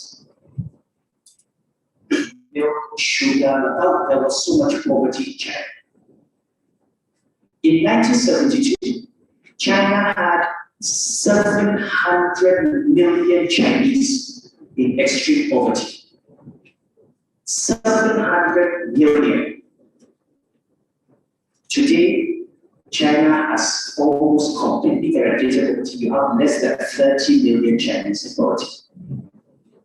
In this time, China has lifted 670. So when you look at global poverty indices, you see huge improvements over the last 4 or 5 decades. All that improvement came from China and Southeast Asia. 670 million people moved out of poverty. But what do the Chinese look at? The Chinese basically look at 3 numbers. Forget all these numbers. The Chinese in planning are concerned of 3 numbers. 1, employment. Employment. And if any policymaker is concerned, when you are driving in your car and you see young men on the streets doing nothing, you are worried. Your thought is, how do I give this young man a job? Second, education. When Deng Xiaoping started his opening up, China had only 8 million graduates. 8 million in the whole of China. Today, between university degrees and their equivalent, China has 300 million, which is more than the entire population of the United States of America. China has more graduates than the entire population of the United States of America. So are you surprised that China is where it is? The third variable China looked at electricity per capita. This electricity, how did the Industrial Revolution start in UK? Just coal and electricity.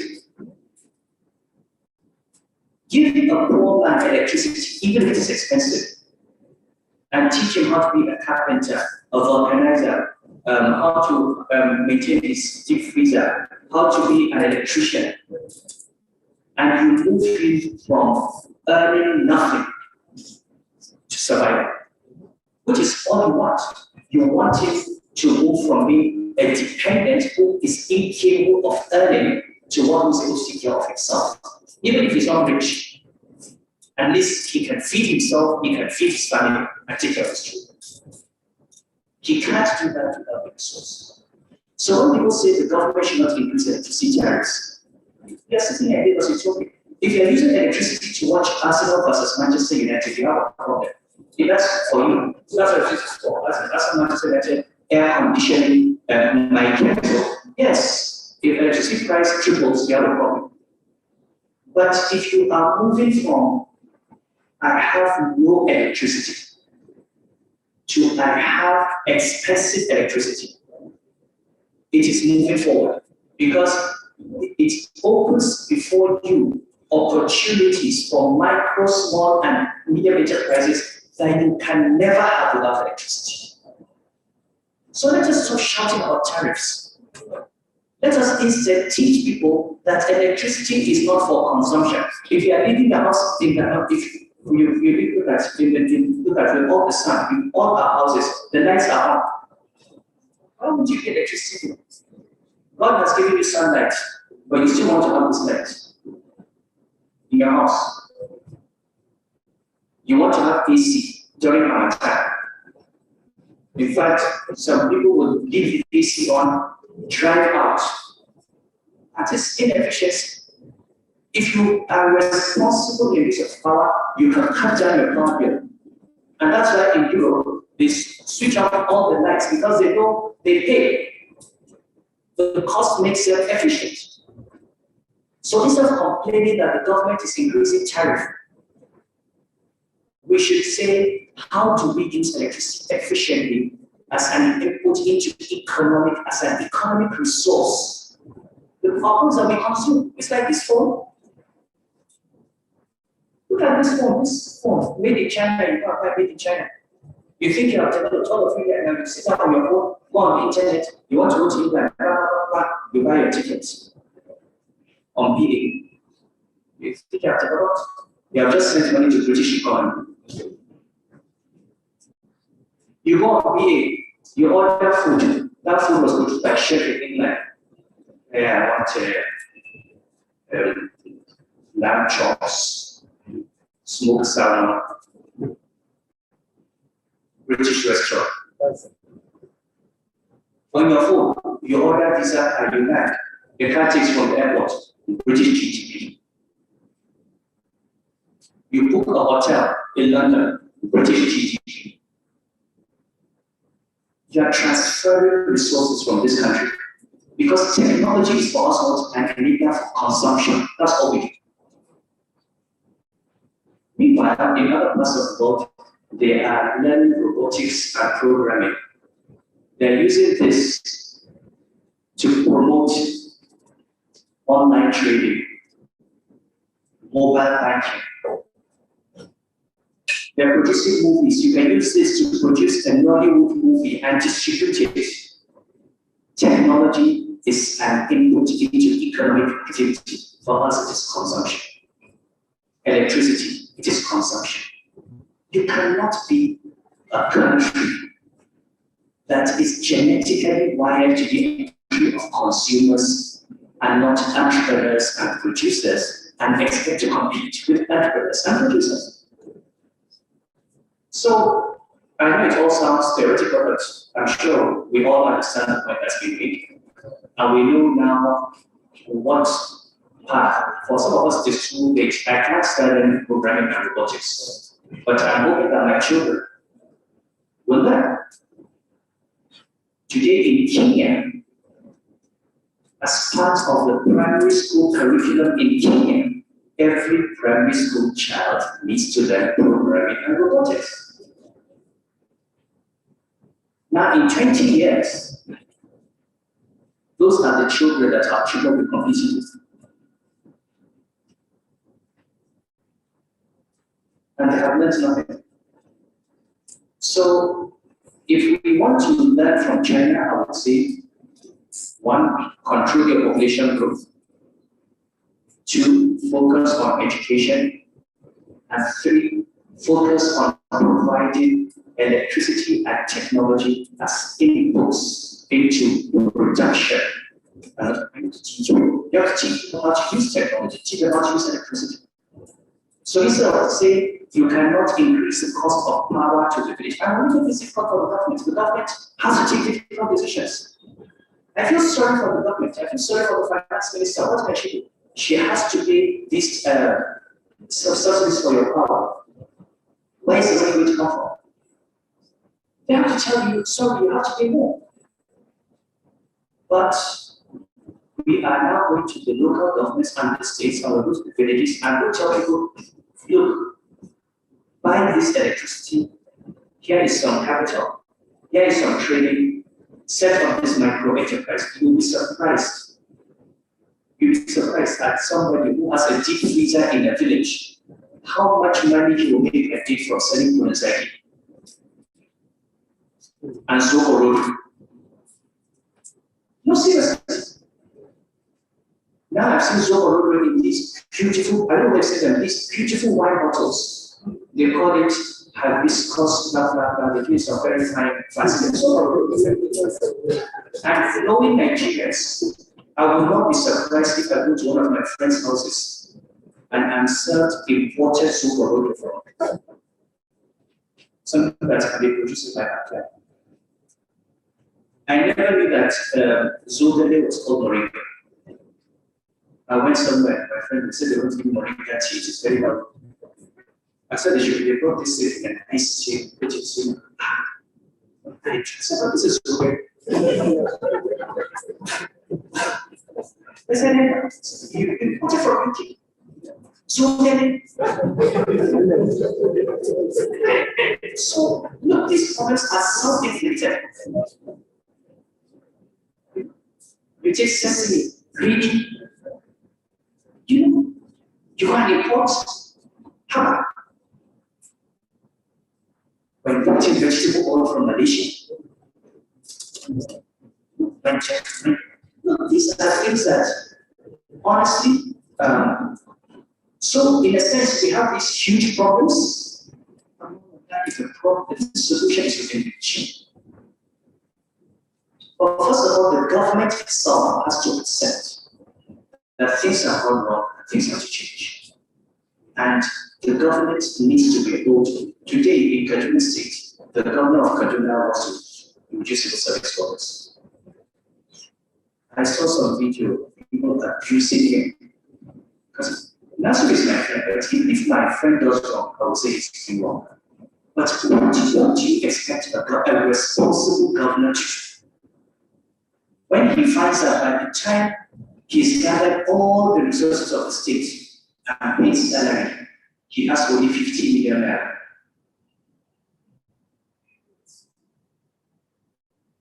I mean, people can be irresponsible. You can just sit down, take the money, pay the salary, and sit down for 1 month and do nothing. The next month he gets money, he pays salary. He does nothing. And do you know why we have inflation? That's why we have inflation. Because all that money goes into those pockets, all that money finds its way into an economy that has not been prepared to produce more goods and services. That is why rice is 30,000 naira. That is why the dollar is 480 naira. Wake up. It's a difficult decision, but he has to. He has to reduce the size of the workforce because he needs to have money to build schools. He needs to have money to provide health care for the people of Kaduna State. And I'm sorry, some people will suffer, but in usul al-fiqh, the maslaha amma is given priority before the maslaha khassa. The general good takes precedence over the specific good. The specific interest of the civil servants who are going to be retrenched cannot be more important than the general interest of the population that needs healthcare and education and infrastructure. Somebody called me, talk to your friend, don't you think? I said, if I talk to them, actually will increase the number of people. So don't even tell me to talk to me. These decisions have to be taken. And those kinds of decisions that you take in Kaduna, those are decisions that need to be taken in Abuja and in Kano and in Gusau, everywhere. We cannot, how much of our money are we spending on public servants? If we cannot afford it, we cannot afford it. Go and find a job, go and find. It's sad, but we cannot continue depriving the country of economic development in order to maintain a small percentage of public servants who are not doing the development. When we get to the stage where we can afford that public service, we have it. So these are the kinds of, like I said, many of our problems are solved. The solutions are not easy. We need debt relief, because I think we need to start talking about that now. If this debt is unsustainable, we need to have debt relief. We need to reduce the cost of governance. We need to reduce the size of the public service, and we need to invest in innovation and technology. These are, I think, ways out of this problem. And thank you for the question. I'm trying to make some things that I'm not talking about. Thank you so much, sir. From some of your responses, some of the questions I heard were actually touches on those areas. Just to put it in the proper context, Nigeria currently is going through the challenge of unstable, exchange rate, which has really made the Nigerian naira to become somehow, I want to say, it's worthless. These are these other currencies, particularly dollar.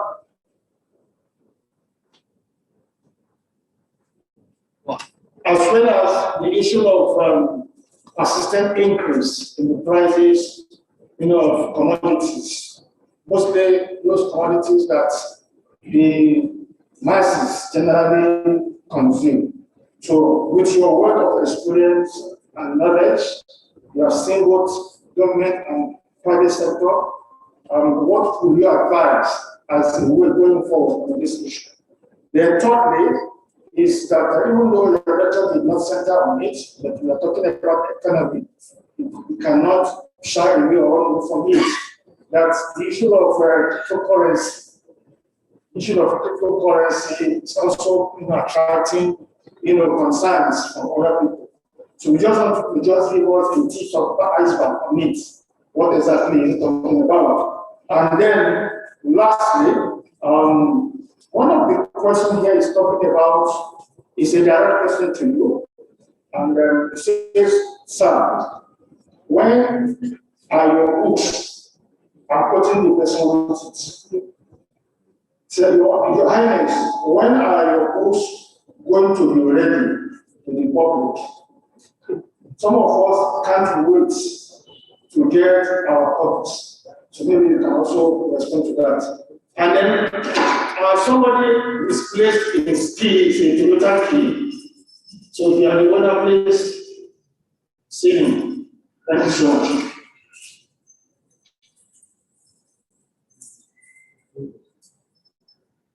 Well, you know, on exchange rate and inflation, it's a very difficult one.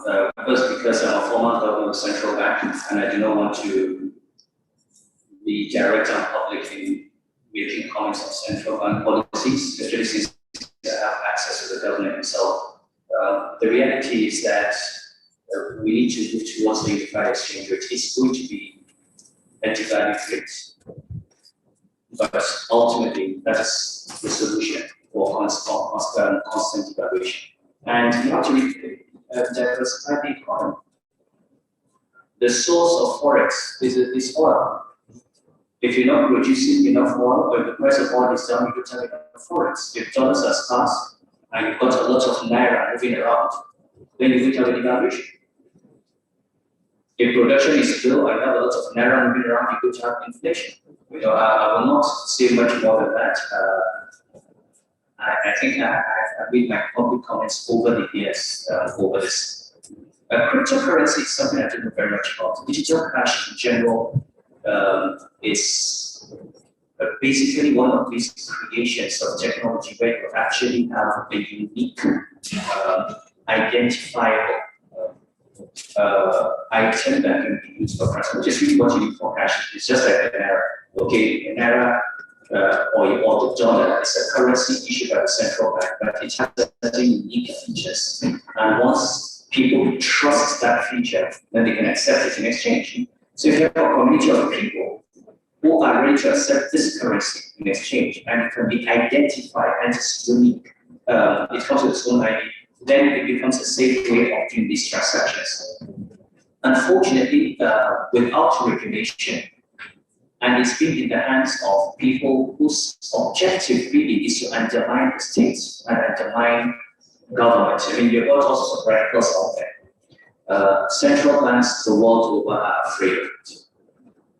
What China is trying to do is now they want the People's Bank of China wants to produce its own digital cash. So that way it hopes to, okay, fine, this thing has come to stay. But just like we control the issuance of 10-year currency, we are going to control the issuance of digital cash in China. So that may be a solution if it works. And it may be something that central banks can do. Central banks in general, and I know there's been a lot of noise over CBN exchange, but I've been on that seat. The central bank government has to think, how do I protect depositors? How do I mean, we've seen people in 2007 who sold their houses, who borrowed from banks to buy shares because the stock market was going up. And the stock market crashed and they lost everything. You remember that? Yes. Now, it is very easy for someone to tell you, oh, digital currency, if you have bought only $10,000 last year, it will be 1 million. You know, financial markets are inherently unstable. And I'll try to explain something to you. The difference between commodity markets and financial markets in price theory economics. In a commodities market, if the price goes up, the supplier increases the quantity, correct? And quantity demanded falls because of expensive. In financial markets, the amount is limited. If company XYZ issues 1 million shares on the Nigerian Stock Exchange, if the price doubles, the company does not double the number of shares available. Okay, so the price doubles, and somebody says, well, this price is going to lose our price. What is pushing up the price is simply the willingness of people to bet on the price going up. It's called the Big Four theory. So this share is 5 naira. Somebody buys it for 10. Some fool buys it for 20. A bigger fool buys it for 25. A bigger fool buys it for 30. Then the biggest fool buys for 35 and finds that nobody is willing to pay more than 35. Then it starts crashing. Now that person who bought at 35 maybe went and mortgaged his house, borrowed from a bank, because he was counting on that share going up. Now, people have been rendered bankrupt from financial markets. So I can see why the governor of the central bank would say, listen, we don't understand this. There are risks involved. I don't want Nigerian banks involved in it. Now, obviously, he can't stop people outside the banking system from doing it, but he is not then responsible. And the banks are not responsible for rendering people bankrupt. Having said that, my sense is that even for the governor, this is not a permanent measure because digital currencies have come to stay. So we have to think, how do we deal with it? Are we going to do like China and think of producing our own digital currency? Are we going to come up with regulations for how they're going to operate? What are we going to do? But it's something that I personally don't understand much of, but I can understand where the government is coming from. I have a book that will be ready in a month, and this is really a collection of articles I published, or a selection of articles I published in 2000 and 2005. I was a young man, hot-headed, very controversial, and the book is called For the Good of the Nation. I think that's I want to present that book in September because I want to do a fundraise for my STG Education Challenge. So I want to use the book. In Oxford now, I'm writing on my 5 years in Central Bank. I finished 2 parts. The third part I should complete before September, inshallah. But I do not plan to publish that book immediately. I have to watch the political terrain because it's going to hurt many people. So it's going to be, I've got to time it properly. I know people are waiting for that. So that's it for now. And then I'm thinking of writing a PhD, but I'm not sure. I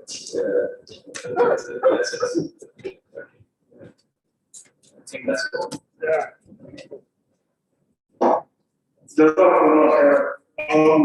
We have touched on many areas of the questions, so there was no need for repeating those questions. Next item on the agenda is to invite Muhammadu, who is going to give the vote of thanks.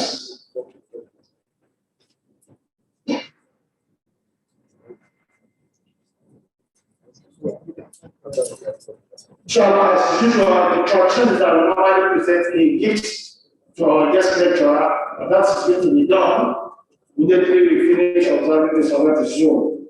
But before that, I want Muhammad, who is going to do the vote of thanks. Then we also have announcements, to make. So I don't know if we are okay. Announcement, please. So come with them to do the announcement, then you hand over the mic to Alabama to do the vote of thanks.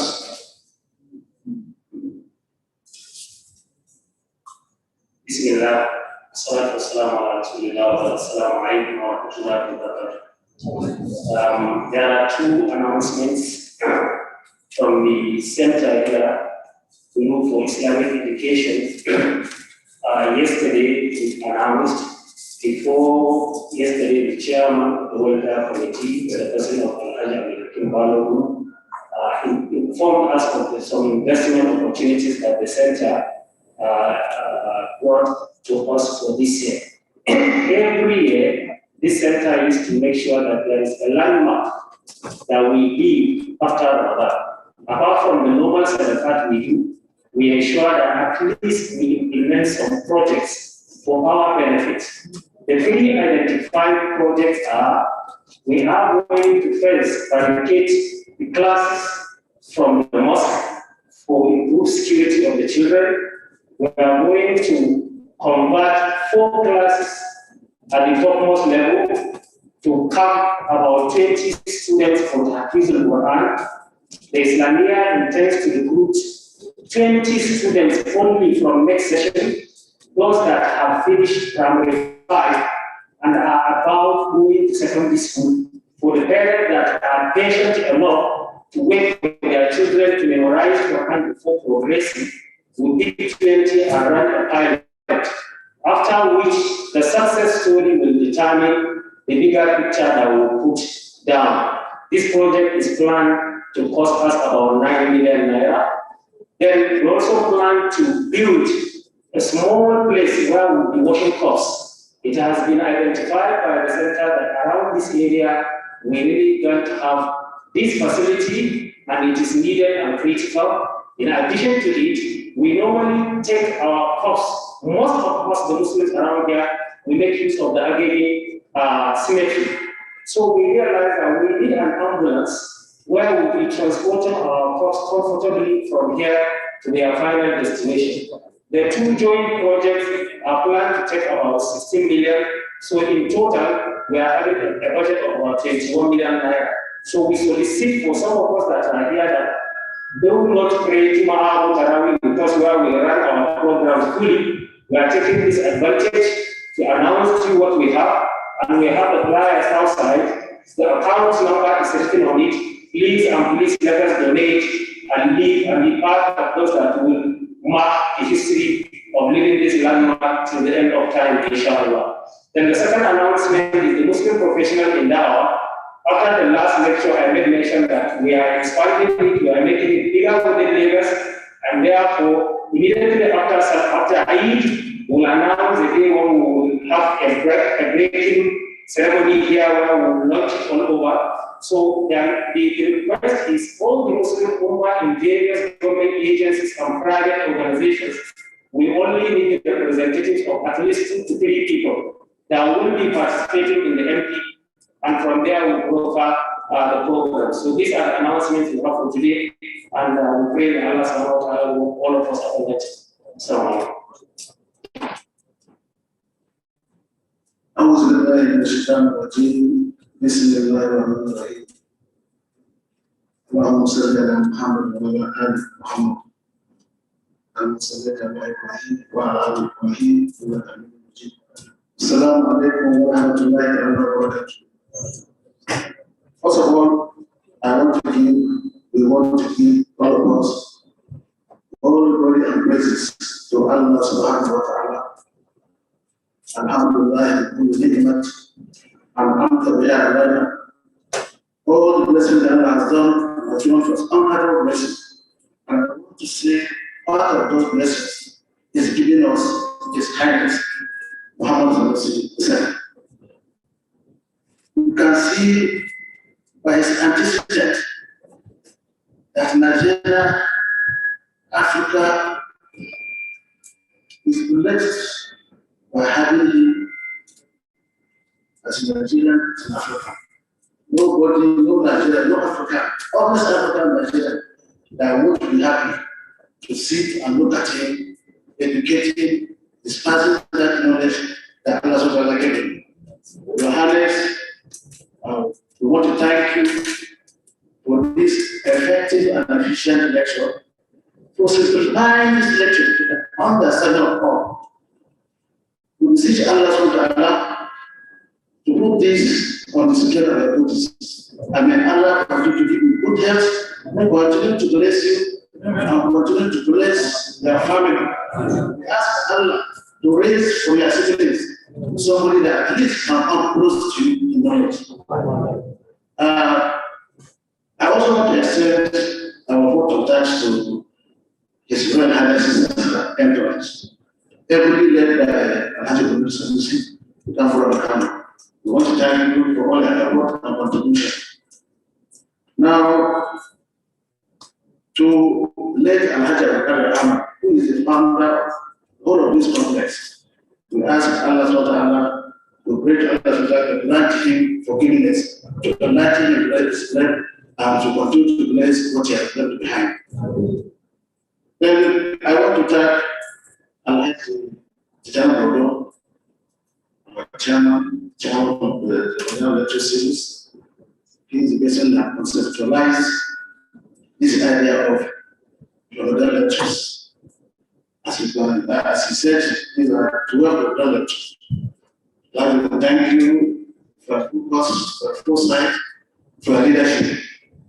Then our secretariat, every led by Elijah Mikano, we say thank you and welcome for managing the secretariat despite all its incidental challenges. Then our partners,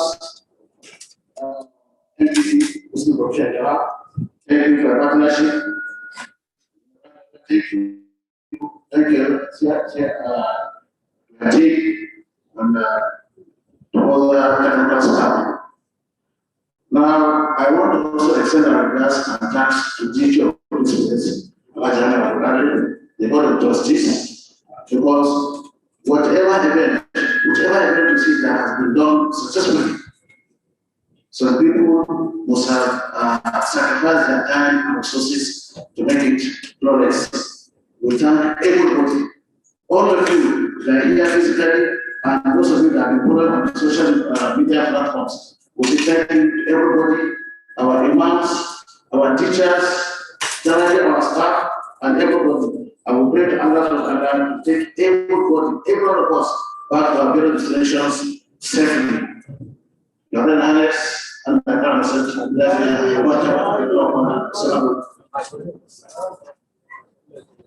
Alhamdulillah, so we're going to suspend the remaining program so that after Salat is over, we resume immediately and then we close, inshallah. سبحانك اللهم وبحمدك أشهد أن لا إله إلا أنت نستغفرك ونتوب إليك سبحان ربك رب العزة عما يصفون